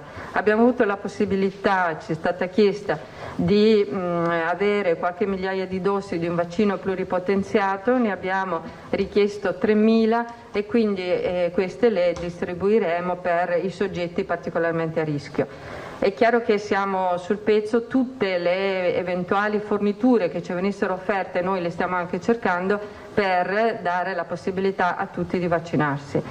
Abbiamo congelate 30.000 dosi da dare ai farmacisti e li daremo ai primi di dicembre perché con loro abbiamo concordato che speriamo di potergliene dare anche di più se il Ministero ce li dovesse dare. Quindi al momento le farmacie non ne hanno a disposizione perché non ce n'è sul mercato. Queste 30.000 dosi le abbiamo lasciate, ci rendiamo conto che non sono tantissime, ma naturalmente fanno parte insomma, della nostra fornitura, quindi se ne possiamo aggiungere gliene daremo sicuramente di più. Bonet, Banzan. Tutti. Dottoressa, solo vado così. Può mettere, perché magari colpa mia che non me ne sono sempre occupato con continuità, ma un po' di ordine su questo tema del vaccino. Cioè quante dosi prendeva di solito il Veneto? Le chiedo innanzitutto, poi procedo con le altre domande passo passo. Sì, influenzali, quante dosi di solito? All'incirca l'anno scorso abbiamo comprato 800.000 dosi. 800.000 e quest'anno invece ne 1.320.000. 1.300.000. Esclusi questi che ho detto adesso che abbiamo aggiunto, quindi la richiesta di questi 50.000 di vaccinazione pediatrica e altri 3.000 di questo pluripotenziato. Okay. Del 1,3 milioni quante ne sono arrivate? Più il 20% che era già in gara che abbiamo richiesto, quindi il 1,3 più il 20% che era già previsto in gara. Sì, che però ancora non ci hanno consegnato. Okay. Quindi di quello 1,3 milioni li hanno consegnati quasi tutti. Perché mi ricordo che l'assessore ci aveva parlato di 3 lotti. Sì, no? però da quello che ci risulta insomma, dalle ultime valutazioni che abbiamo fatto con le aziende ULSS, adesso poi ogni azienda più o meno, perché poi viene consegnato alle singole aziende e da queste direttamente ai medici di medicina generale, sono state quasi consegnate tutte quelle che erano state previste. E le 30.000 congelate per i farmacisti? Le 30.000 le abbiamo tolte da queste. Sono per forza, perché naturalmente noi non le avevamo considerate prima. Fanno parte di un altro tipo di richieste. C'è una stima di quanto sono le richieste? Ha detto enormemente superiori rispetto a... Non enormemente superiori, perché abbiamo chiesto alle aziende di dirci più o meno quante dosi potevano essere sufficienti per colmare le richieste a una settimana fa. Ci hanno detto che con 50.000 dosi potevano rispondere a quelle che avevano in sospeso. Quindi noi speriamo insomma, di poter far fronte a questa richiesta, però non dipende sicuramente solo da noi. Ok, un'ultima domanda invece sul...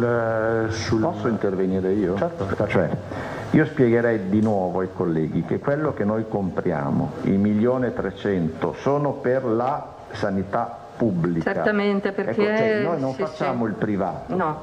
Allora diciamo che la quantificazione la quantificazione delle farmacie, quindi fuori dalle fasce dell'obbligo, chiamiamole così. Quindi le farmacie dovrebbero approvvigionarsi per canali propri? È sempre così, certo. No, mi può premesso che non me ne occupo. Ecco, è sempre stato così. Quest'anno gli abbiamo dato una mano, cioè il governo, correggimi se sbaglio, ci ha detto di dare alle farmacie l'1,5% delle nostre forniture, ma le nostre forniture sono per sanità pubblica, attenzione. Questa è una cosa che non è mai stata, secondo me, mai né chiarita bene né digerita. Cioè l'approvvigionamento...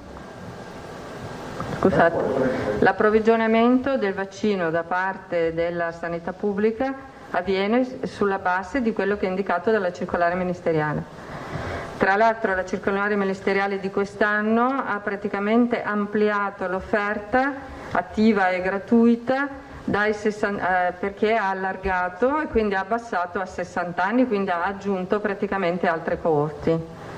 Quindi l'obbligatorietà è... Cioè, no, l'obbligatorietà, l'offerta va dai 60 anni in su, piuttosto che come negli altri anni dai 65 anni in su. Ci sono 5 anni di generazione in più da soddisfare. Poi ci sono le categorie. Poi ci sono le categorie a rischio, poi ci sono le donne in gravidanza, poi ci sono i bambini, poi ci sono tutte le categorie che naturalmente comunque vanno in un ordine di priorità. Bambini sarebbe fino a 6 anni? Fino a 6 anni. Questa è sanità pubblica. Ok, va bene. E in dicembre darete invece 30.000 dosi ai farmacisti? Sì, noi le abbiamo messe da parte per i farmacisti, però abbiamo concordato che essendo insomma un numero abbastanza ridotto, loro hanno preferito aspettare che noi possiamo averne dell'altro per dargliene un quantitativo maggiore, perché la logica è questa.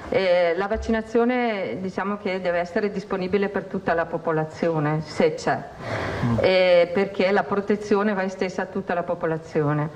C'è però un ordine di priorità, l'ordine di priorità lo detta il Ministero della Salute attraverso una circolare ministeriale.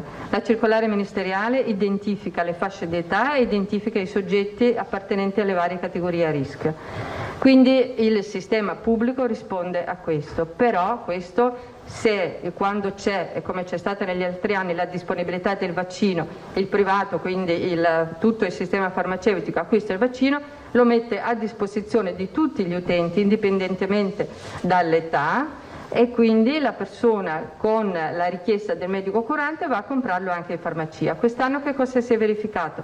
Poiché il vaccino assume un'importanza diciamo rilevante nei confronti delle infezioni respiratorie che possono essere un pericolo aggiuntivo all'eventuale concomitanza di un'infezione con il virus del Covid, la richiesta è stata superiore, ma anche la richiesta da parte di tutta l'Europa, non soltanto dell'Italia, per cui tutto il mercato e tutte le aziende hanno praticamente distribuito il vaccino al sistema pubblico. Questo ha portato a una difficoltà da parte del sistema privato a trovare sul campo vaccino disponibile. Scusi, ma perché le aziende produttrici non ne hanno fatto di più? Perché la produzione di vaccino è limitata.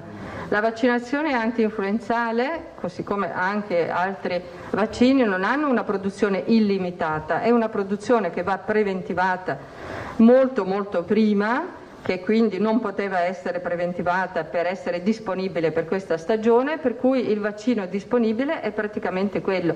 Pur avendone prodotto di più, poiché le richieste sono state tantissime a livello mondiale, non sono riuscite a soddisfare tutte le richieste, perché non è possibile produrne in quantità superiori.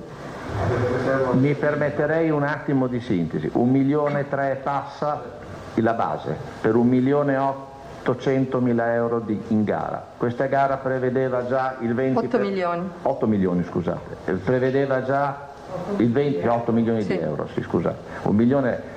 In questa gara era già previsto il 20%, in più opzione che stiamo già esercitando. Questa c'è 5 anni in meno di obbligatorietà, quindi abbiamo 5 anni dai 60 ai 65 da soddisfare, che gli anni scorsi non soddisfavamo.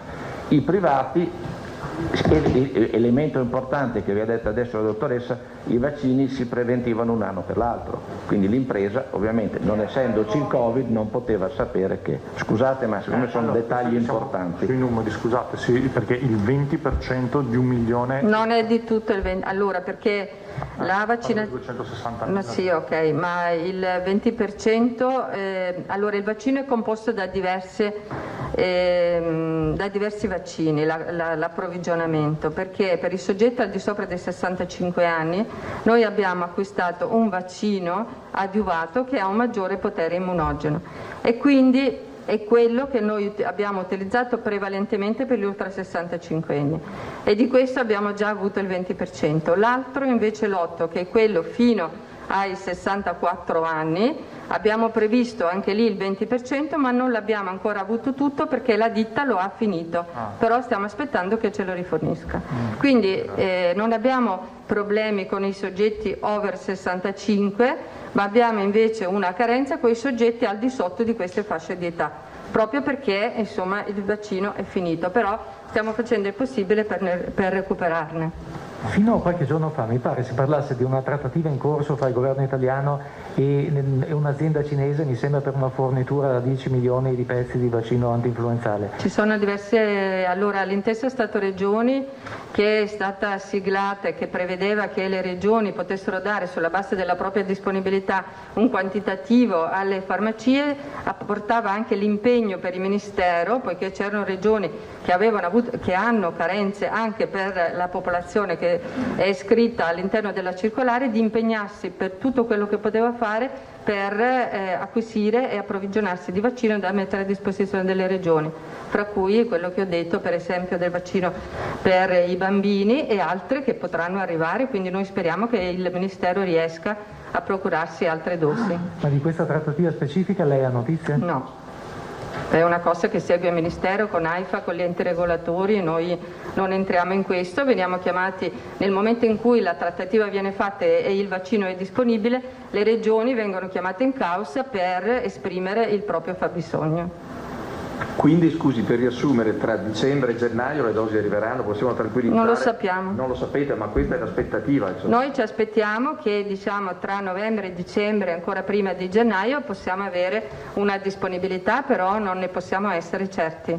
Stiamo cercando di acquisirla in qualsiasi modo, insomma. Va bene, grazie. E io ho solo una domanda su invece l'altro vaccino, quello per il Covid. Sì, quindi io poi lì. Sì, no, prego. No, fai pure. L'azienda a cui ci riforniamo noi è solo la Pfizer? No. Quali altre? Allora c'è l'AstraZeneca e poi, che io sappia, queste due, poi però i contratti e gli accordi che sta portando avanti il governo sono delle cose in itinere che noi come regioni naturalmente non conosciamo, perché come dicevo prima al vostro collega, le trattative che il livello nazionale, poiché questo vaccino lo gestisce anche come acquisto soltanto a livello nazionale, è una trattativa che porta avanti il livello nazionale con l'AIFA e non sono le regioni. Poi questo vaccino viene distribuito direttamente, in questo caso, dal livello nazionale alle regioni. Non siamo noi ad acquistarlo e a stabilirne il nostro fabbisogno. Però, no, appunto, scusi se mi intrometto, non voglio darti la parola Marco. No, appunto, leggo quello che i siti riportano, restiamo a Rai News che è un sito, come dire, ufficiale, quindi TV di Stato. Qui parlano appunto che il commissario Arcuri ha dato la notizia che ci sono 3,4 milioni di dosi del vaccino anti-Covid della Pfizer e poi e quindi 1,7 milioni di italiani dovrebbero essere comunque coinvolti e hanno chiesto appunto alle regioni di fornire le tabelle dettagliate entro il 23 novembre di quanto quello personale... che ho detto io. Ecco, qui però lei un calcolo approssimativo ora è in grado di farcelo oppure bisogna aspettare? Allora, Arcuri ha chiesto di sapere rispetto alla prima tranche di vaccini che saranno disponibili per l'Italia e quindi per le varie regioni, poiché chiaramente il primo target che dovrà essere vaccinato è rappresentato dagli operatori sanitari, quanti operatori sanitari ci sono per regione. Perfetto. E poi quanti soggetti nelle strutture residenziali per anziani. Questa è la richiesta di Arcuri di cui ho parlato prima. Quindi siamo 54.000 dipendenti della sanità? Beh, non sono solo questi, perché abbiamo la sanità pubblica, abbiamo la sanità privata, abbiamo i medici convenzionati e abbiamo, cioè la sanità è una macchina composta da tante componenti. E pari a? Ma adesso non abbiamo il conto preciso perché l'abbiamo ricevuta da poco, ma sicuramente siamo intorno ai 150.000 soggetti. 150.000? Certo. Sì, grazie. Come? No, gli anziani nelle strutture residenziali sono 60.000. E poi naturalmente bisogna fare però i conti precisi perché ci sono i centri diurni, ci sono insomma altre strutture, però stiamo facendo questi conteggi. Non sono conteggi, sono dei conteggi, sono delle stime che poi vengono fornite al Ministero e poi il Ministero farà una valutazione di suddivisione alle regioni. Beh, se noi ci dessero la quota nostra dell'8% ci staremmo dentro, mi pare, no? Certamente, anche di più naturalmente, ma è chiaro che il Ministero stabilirà poi, come sempre si fa nei piani pandemici, la priorità delle categorie da vaccinare, quindi quando il Ministero ci manderà il piano, quello a cui facevo riferimento, noi procederemo con naturalmente l'offerta vaccinale, ma questo deve essere comunicato prima in modo da consentirci l'organizzazione. Chiudiamo con Albino, se ci sono domande dopo per l'assessore Bottacin. È chiaro che lei non può esprimere preferenze, però mi pare che le modalità di conservazione dei vaccini che per il momento sono stati anticipati sul mercato siano completamente diverse. Il Veneto noi non abbiamo... No, allora noi non abbiamo nessuna preferenza sul vaccino, il nostro obiettivo è quello di avere un vaccino efficace e sicuro, e questo non è la modalità di conservazione che ci preoccupa. A secondo della modalità di conservazione adegueremo i nostri frighi, i nostri sistemi di trasporto e le nostre modalità di offerta, purché il vaccino, così come sembra, abbia un alta efficacia e un alto livello di sicurezza, basta. La struttura tecnologica ci consente comunque la conservazione anche... Certamente. Perfetto, a 80 gradi sotto zero. Certo. Grazie. Allora, scusandomi con la dottoressa Russo per il mio intervento a gamba tesa, è assolutamente poco scientifico. Se ci sono domande per l'assessore Bottacin? No, chiudiamo qua. Grazie. Grazie.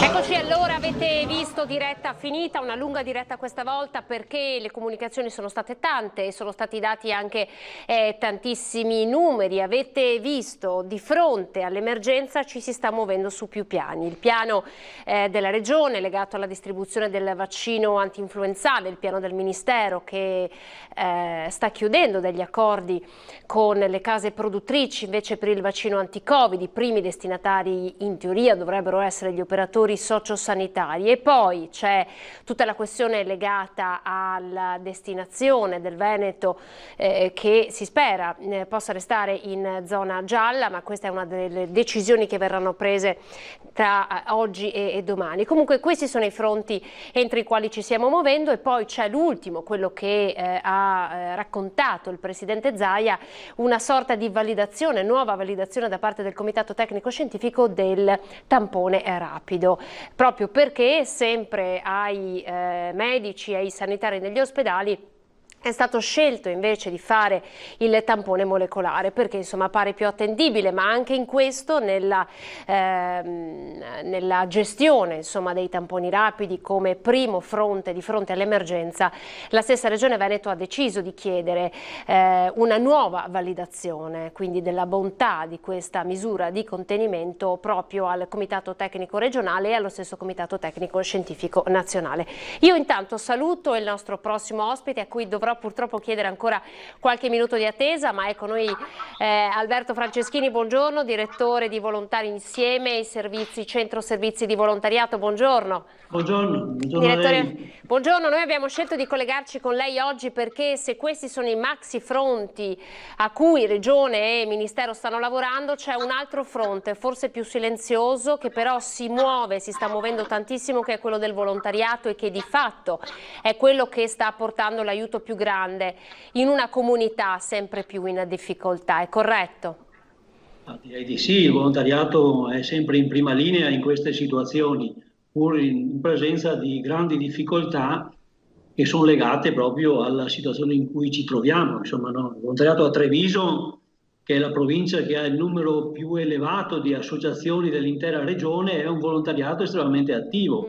Consideri che a Treviso ci sono ben oltre 400 associazioni di volontariato, con 80.000 soci e circa 10.000 volontari, quindi è un esercito che in questa fase, non dico tutto, è schierato in aiuto alle persone che si trovano in grande difficoltà.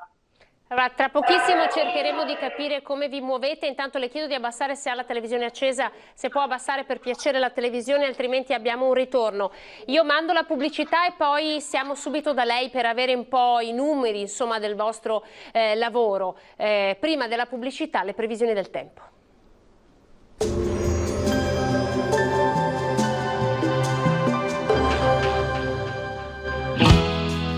Il dono del sangue è un atto d'amore. Ti aspettiamo. Bentrovati al meteo. Pressione in lieve diminuzione, tempo ancora generalmente buono ma con qualche eccezione. Il dettaglio di giovedì 19 novembre. Sul Veneto nella prima parte della giornata avremo la consolata formazione di foschie o nebbie in pianura, localmente anche fitte, ma in dissolvimento con il passare delle ore quando diventerà decisamente più soleggiato.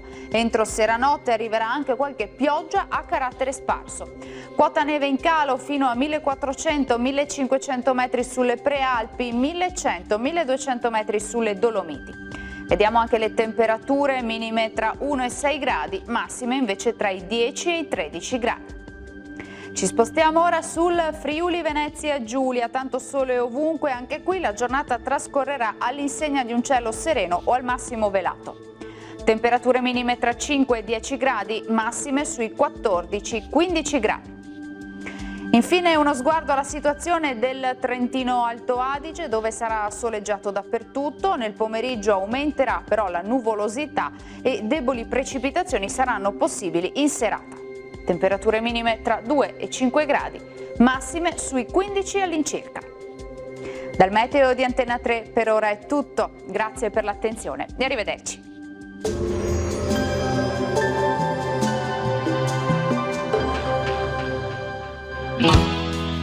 Se puoi, dona, se non puoi, spargi la voce.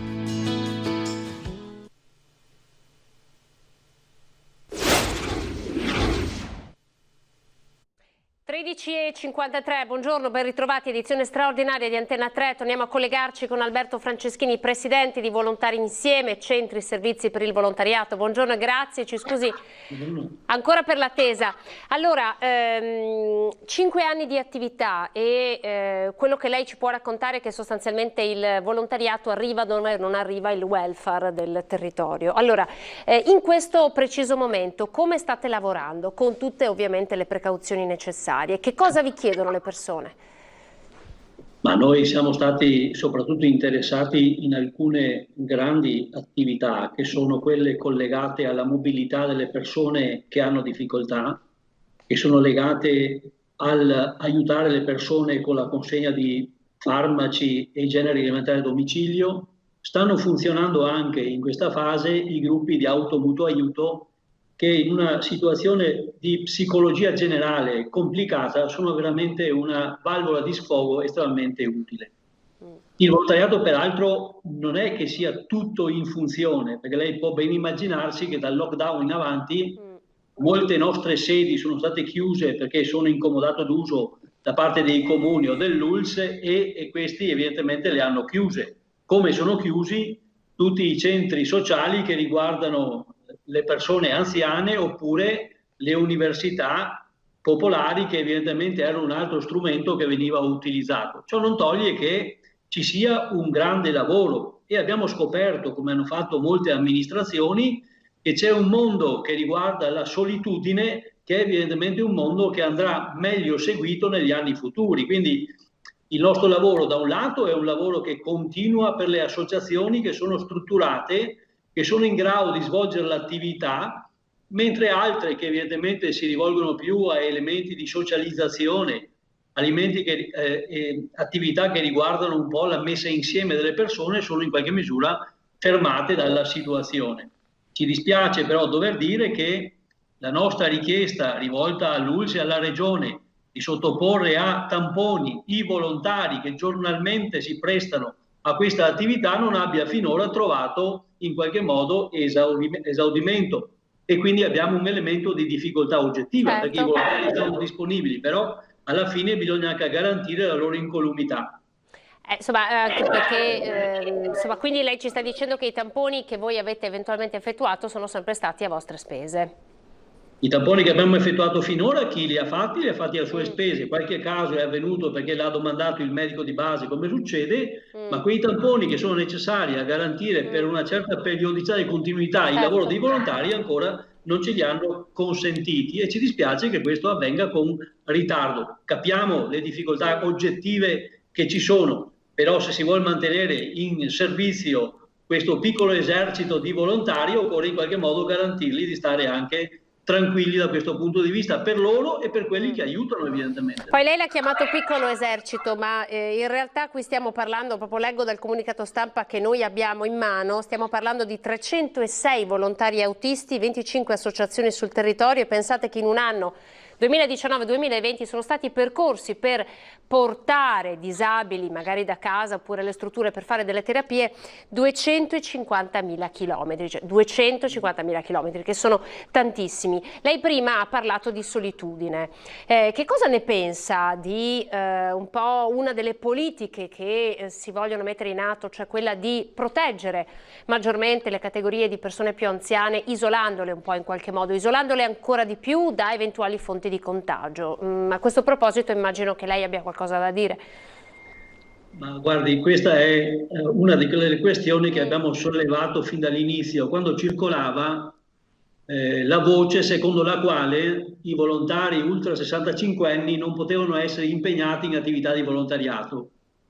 Abbiamo lavorato in collaborazione con la Regione perché uscisse una disposizione che metteva a tacere questa voce, anche perché il volontariato senza le persone ultra 65 anni resterebbe mutilato di una gran parte dei volontari attivi. La stessa protezione civile evidentemente ha volontari che hanno queste età. Quindi l'idea di garantire le persone anziane mi pare un'idea che evidentemente può essere condivisa. Non sono d'accordo sul fatto che bisogna rinchiuderli in casa e non farli più uscire, perché non ha nessun senso una cosa del genere. Ogni persona, anche se è avanti con l'età, è capace di intendere e di volere, di scegliere per sé la vita che ritiene. Quindi non credo che ci possa essere nessuna disposizione che in qualche modo obblighi gli anziani a dover stare in casa. Mi è venuto da ridere l'altro giorno quando ho letto quella disposizione che dice che devono esserci delle corsie preferenziali dalle 8 alle 10 di mattina ai supermercati per favorire l'accesso degli anziani. Anche questa mi pare una cosa che non ha nessun senso. Gli anziani sono certamente da proteggere, ma occorre magari che il servizio territoriale di medicina funzioni meglio, che i medici di base siano più attenti a rispondere alle telefonate che fanno gli anziani e che ci sia un servizio di prevenzione che funzioni meglio di quello che funziona attualmente. Senta, chi vuole contattarvi, che cosa deve fare? Chiamarci, conoscono bene il centro servizi del volontariato dove si trova, per cui non c'è difficoltà a trovarci. Insomma, no. Noi partecipiamo ai tavoli che si riapriranno nei prossimi giorni sui piani di zona, che vuol dire discutere della sanità e del sociale sui territori. Ci auguriamo che questi tavoli stavolta trovino l'occasione per riparlare del come è organizzato il servizio sociale e sanitario sui territori, perché sia più adatto alla situazione che stiamo vivendo. Perché le difficoltà le vedremo più avanti, quando la gente si accorgerà che essere stata in questa condizione per tutto questo tempo ha provocato evidentemente seri danni alla socialità, che non è un elemento secondario.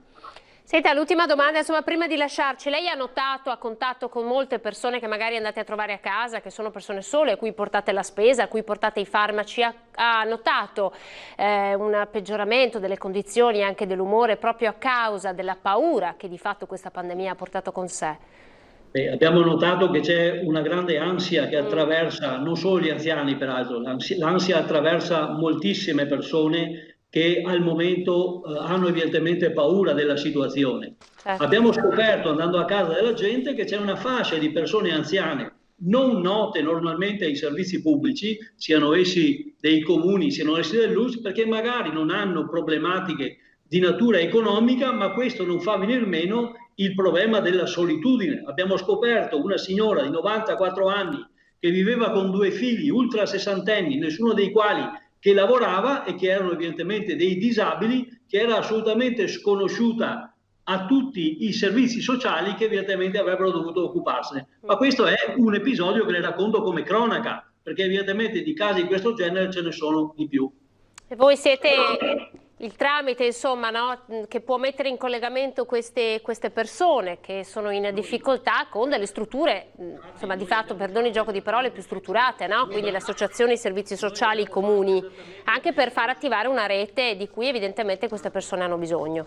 Noi abbiamo fatto esattamente questo, abbiamo scoperto la cosa, l'abbiamo segnalata a chi di dovere, perché poi noi facciamo un intervento di aiuto e di sostegno, ma poi deve prendersi in carico la situazione chi ha il compito di farlo, perché noi non siamo sostitutivi dei servizi pubblici, siamo integrativi casomai, noi occupiamo uno spazio di integrazione, non di sostituzione di quei servizi. Mi consenta di dire che di quello che lei parlava prima, lei parlava di un progetto importante della nostra regione, un progetto che va dato atto alla regione di averlo pensato e finanziato da alcuni anni, ed è il progetto Stacco, cioè un progetto con il quale noi facciamo il trasporto sociale delle persone che ne hanno necessità, semplicemente con una chiamata che va al numero verde di Volontari Insieme CSV Treviso, e l'operatore risponde e si assume l'onere di mettere in moto il processo che in qualche modo porta la persona ad essere in qualche modo presa in carico dall'associazione che fa il trasporto e portata dove deve andare per curarsi o fare altre cose, perché non c'è solo la cura, ma c'è anche la qualità della vita che evidentemente va salvaguardata.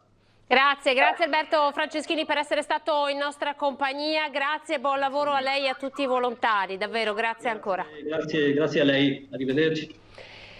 Allora, noi prima di andare in pubblicità vi facciamo ascoltare le dichiarazioni del sottosegretario del Ministero dell'Interno Achille Variati, il vicentino Achille Variati, che ha annunciato che sono stati fatti, pensate, ben 24.000 controlli di negozi, bar e ristoranti, e poi sono state combinate delle sanzioni che però insomma non sono state tante rispetto alla percentuale dei controlli effettuati. Ve lo facciamo ascoltare.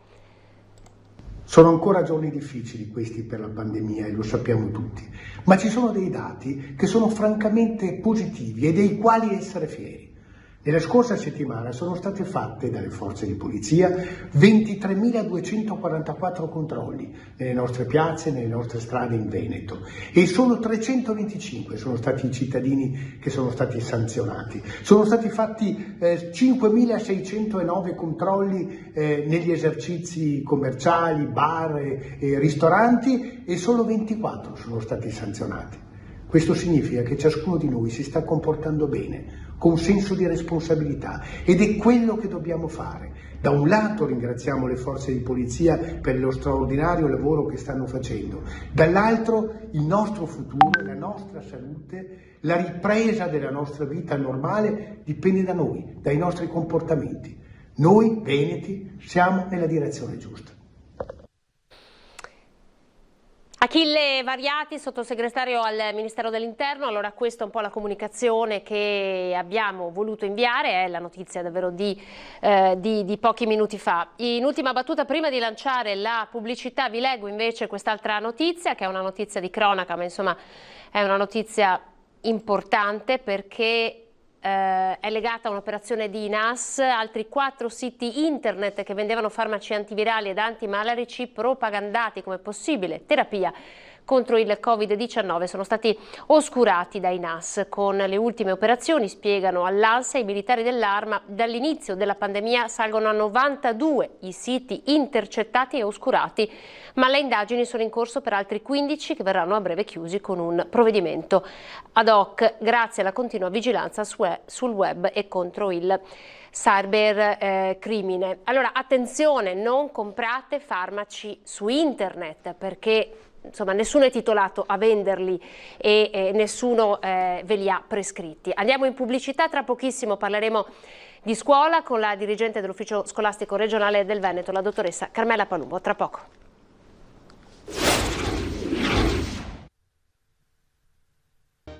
Edizione straordinaria di Antenna 3, buongiorno ancora a tutti voi. Siamo partiti insieme con un viaggio dell'informazione. Alle 12 staremo insieme fino alle 14:30. Abbiamo parlato di volontariato, abbiamo ascoltato Achille Variati, poi abbiamo parlato anche con il direttore generale Francesco Benazzi. La dottoressa Russo ha fatto il punto sui vaccini e la notizia di oggi è questa, ovvero che il Ministero ha acquistato le prime forniture del vaccino anti-Covid. I primi destinatari saranno gli operatori sociosanitari, ma insomma la macchina operativa di fatto è partita. Ma c'è un altro tema che a noi preme davvero portare alla vostra attenzione, che è quello legato al mondo della scuola, perché ieri è stata fatta la conferenza stampa del Job e Orienta, il Salone Nazionale dell'Orientamento di Verona, che ormai tutti conosciamo e ovviamente è una versione tutta digitale quest'anno. Allora io do il benvenuto alla dottoressa Carmela Palumbo, dirigente dell'Ufficio Scolastico Regionale del Veneto. Buongiorno.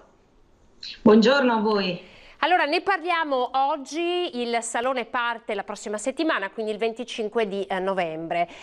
Innanzitutto io chiederei a lei di dare una definizione al sottotitolo che avete scelto di dare al Job e Orienta di quest'anno, ovvero che l'orientamento è il vaccino per l'occupazione, perché la parola vaccino ormai siamo abituati a sentirla da mesi.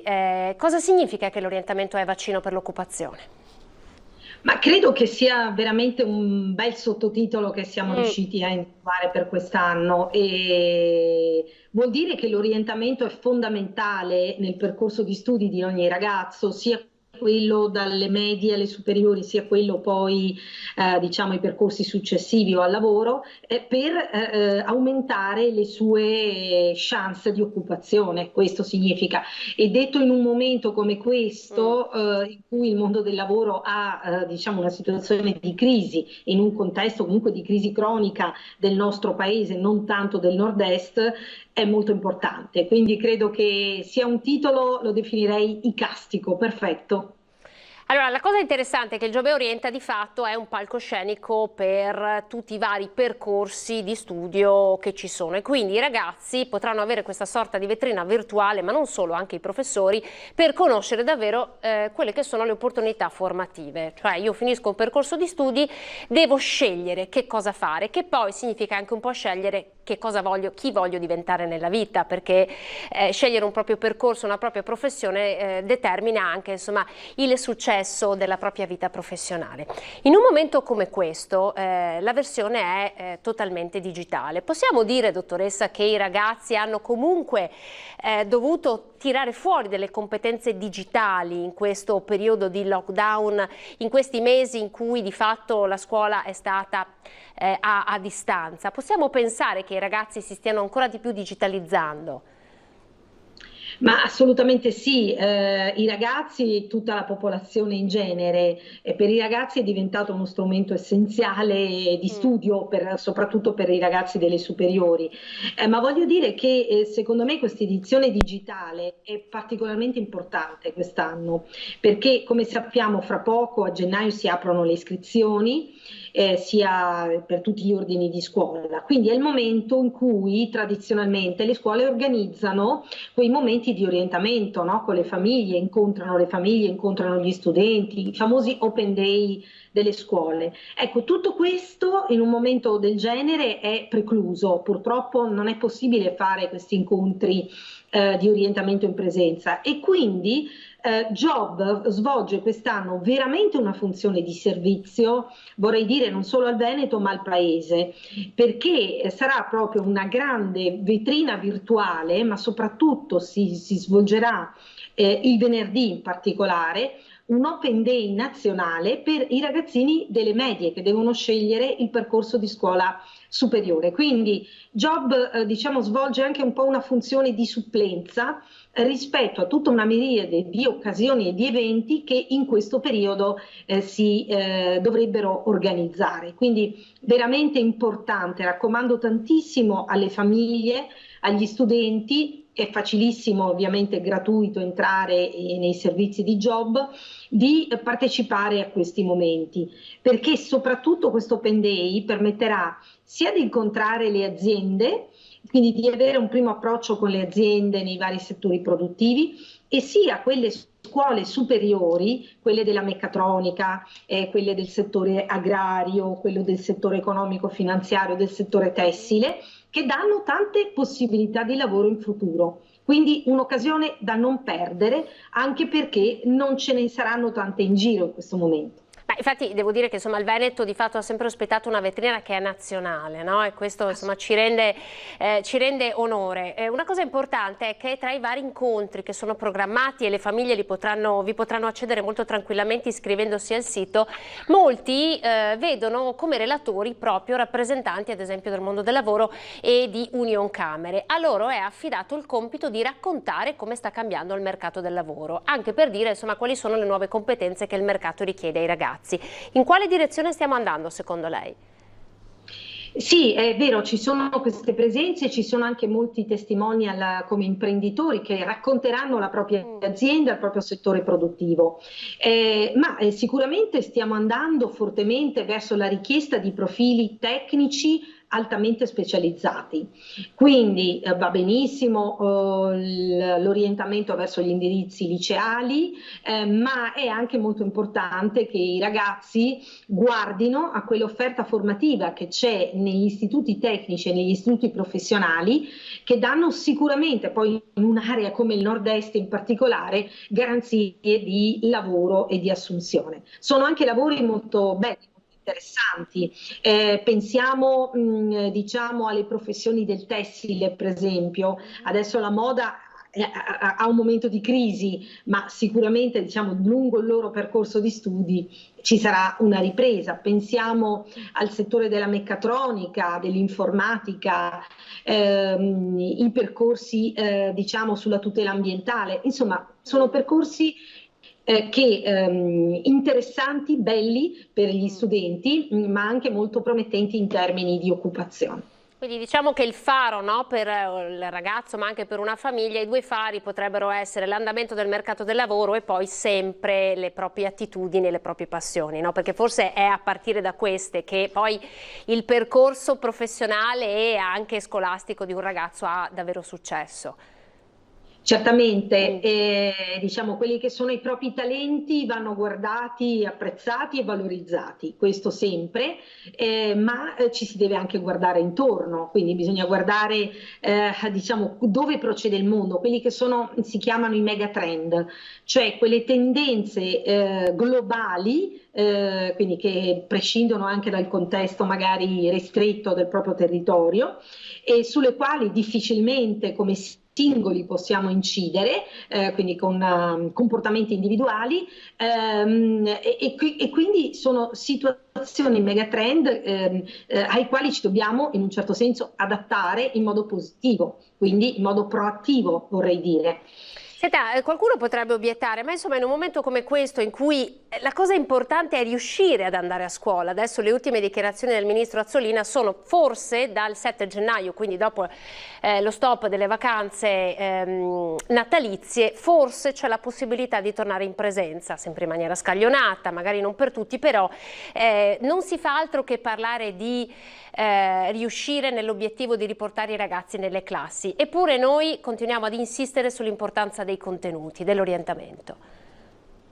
Ma certo, teniamo presente che proprio a gennaio, fra pochissimo, si apriranno le iscrizioni, quindi diciamo the show must go on per i ragazzi, Esatto. E dovranno comunque fare delle scelte. I ragazzini di terza media devono decidere cosa fare alle superiori, idem i ragazzi che escono dalle scuole superiori debbono orientarsi o sul mondo del lavoro o su percorsi successivi. Quindi fare orientamento è diciamo insito nella stessa didattica, non è che siano due cose distinte.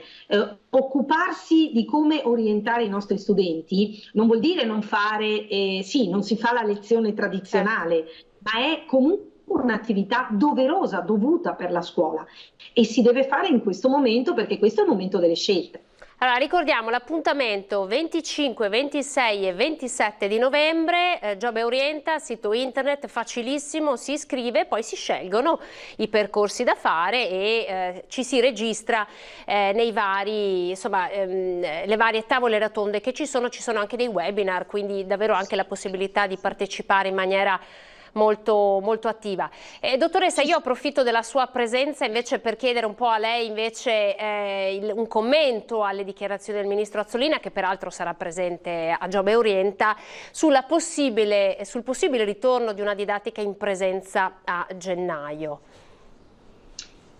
Allora questo è un obiettivo che tutto il sistema scolastico deve fortemente perseguire e chiaramente lo dobbiamo fare, io l'ho sempre detto, con realismo e cercando di avere un programma, un piano ben preciso. Quindi se riaprire vuol dire tornare tutti in presenza e trovare gli stessi problemi di prima, soprattutto quelli legati al fuori dalla scuola, evidentemente faremo un passo falso. Quindi in questo mese e mezzo, quello che sarà, vedremo insomma, bisognerà lavorare proprio su quello che ha funzionato meno, sui punti critici. E dopodiché secondo me bisognerà ragionare sulla ripartenza senz'altro in presenza, ma eventualmente anche con una logica di gradualità e sempre guardando agli indici epidemiologici che sono fondamentali. A questo proposito, tra oggi e domani si deciderà la permanenza in Veneto o meno in area gialla. Se dovessimo andare in area arancione, significa che anche le scuole medie, i ragazzi delle scuole medie dovranno adottare la modalità della didattica a distanza. È pronto il Veneto? Allora, in realtà le scuole medie vengono coinvolte se si va in zona rossa. In zona arancione sono ancora in presenza.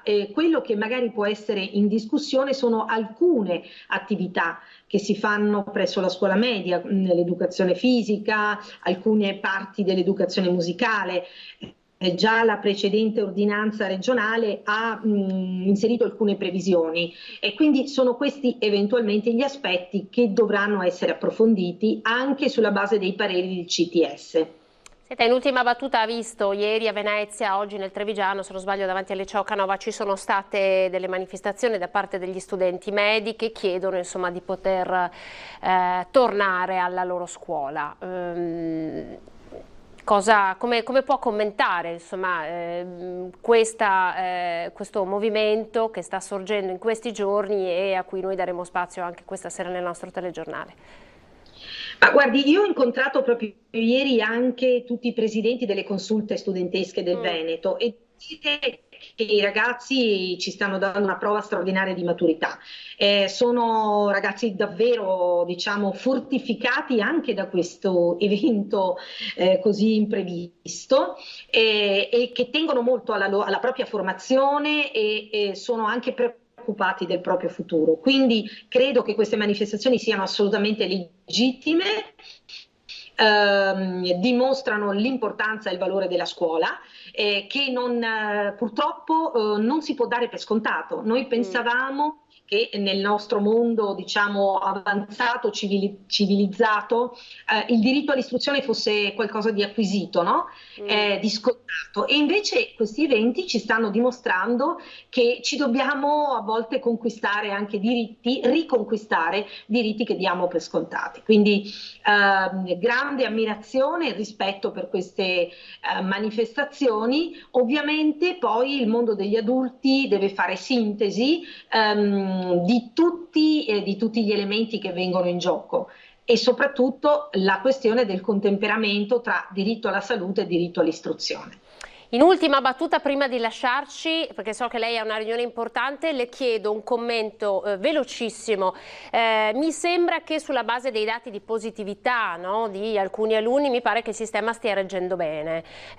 Abbiamo magari messo in quarantena delle classi, ma non sono state chiuse delle scuole in Veneto ad oggi. È corretto? Chiusure totali di intere scuole no, in qualche caso c'è stata la necessità di chiudere temporaneamente dei plessi, quindi alcune strutture scolastiche perché c'erano parecchi contagi tra gli insegnanti e diffusi, diciamo, tra insegnanti e studenti e quindi anche cautelarmente sono stati chiusi dei plessi. Diciamo che il sistema un po' del contact tracing è andato chiaramente in affanno anche nelle scuole. Quindi diciamo il sistema ha risposto in modo un pochino più lento rispetto alle richieste delle scuole nelle scorse settimane, ma io credo che scendendo la curva dei contagi ritorniamo, diciamo, in una situazione molto più gestibile e anche del tracciamento dei contatti. Grazie dottoressa Carmela Palumbo, dirigente dell'ufficio scolastico regionale, grazie per essere stata nostra ospite. Noi la lasciamo ai suoi impegni e ricordiamo ancora una volta l'opportunità del Giove Orienta 25, 26 e 27 novembre. Arrivederci. Grazie, buon lavoro. Grazie, arrivederci.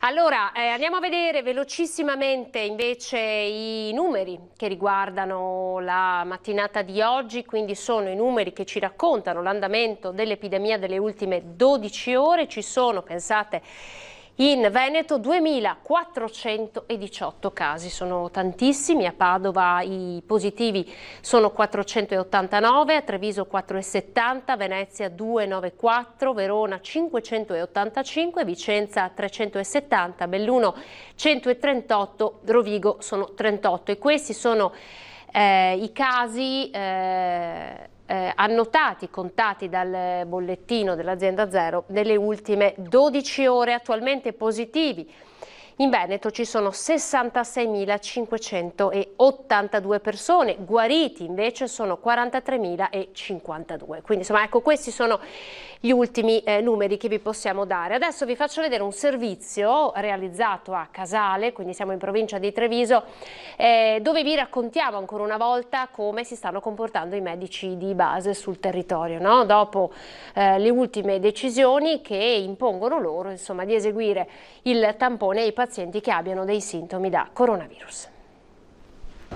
Stadio di rugby, alla cassa non ci si ferma per pagare il biglietto, ma per sottoporsi al tampone. I medici di famiglia, che già lavorano in gruppo, si sono resi disponibili a eseguire i test antigenici e su spunto di uno di loro, che è anche presidente del Casale Rugby, è stata scelta questa location allestita dal comune e sorvegliata dalla Protezione Civile. Siamo un gruppo di 7 medici di medicina generale che lavorano in gruppo, supportati da 2 infermieri.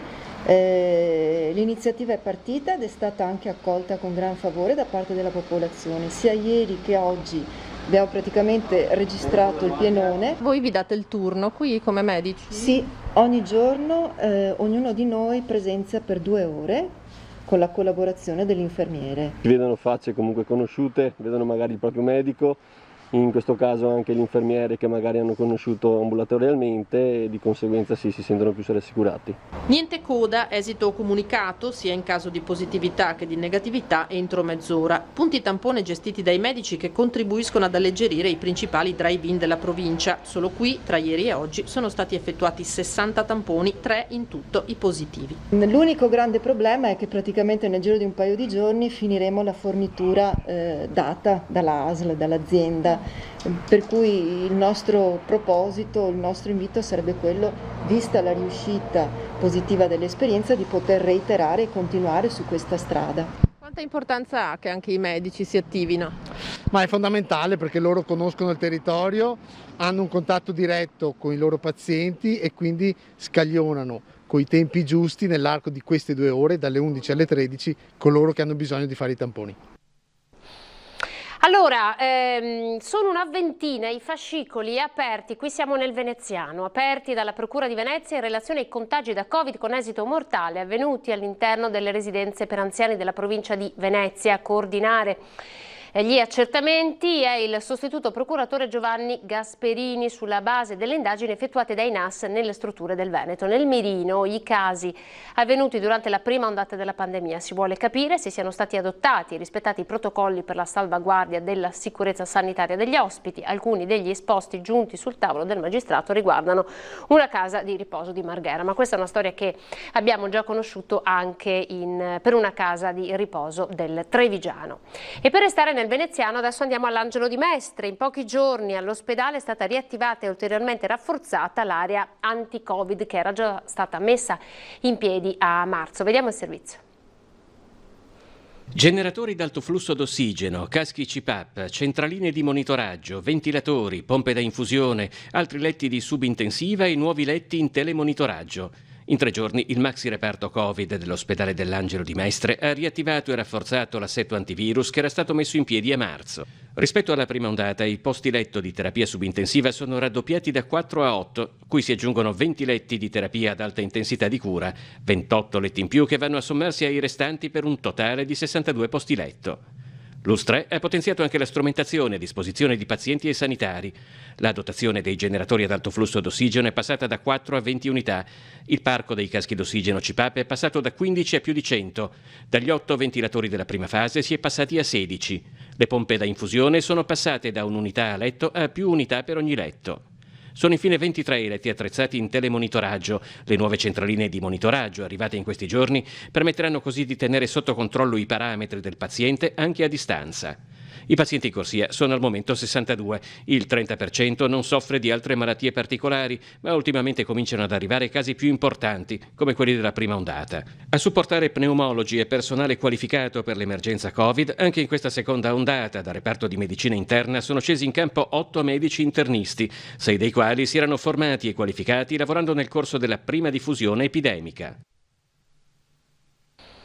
Allora in chiusura ci lasciamo con una notizia che ci porta a Padova. L'ULSS 6 Euganea ha ideato e messo a punto un servizio digitale innovativo e gratuito che consente al paziente di collegarsi in modalità telematica con il proprio cardiologo per essere visitato e per ricevere il referto online senza la necessità di recarsi in ambulatorio. Tutto questo per evitare spostamenti superflui. Si tratta di una piattaforma applicativa chiamata Health Meeting che fa incontrare online medico e paziente. La sperimentazione inizia domani su 10 pazienti affetti da scompenso cardiaco e seguiti dall'unità operativa complessa di cardiologia dell'ospedale Immacolata Concezione di Piove di Sacco. Ma questo è un primo passo. Questa è Padova, ovviamente Piove di Sacco, provincia di Padova, ma insomma chissà che questa prima sperimentazione poi non possa essere applicata a tutto il Veneto. E con questa notizia noi ci lasciamo, sono le 14.30, grazie per essere stati in nostra compagnia. L'informazione torna su Antenna 3 questa sera a partire dalle 18.30. Arrivederci, buona giornata.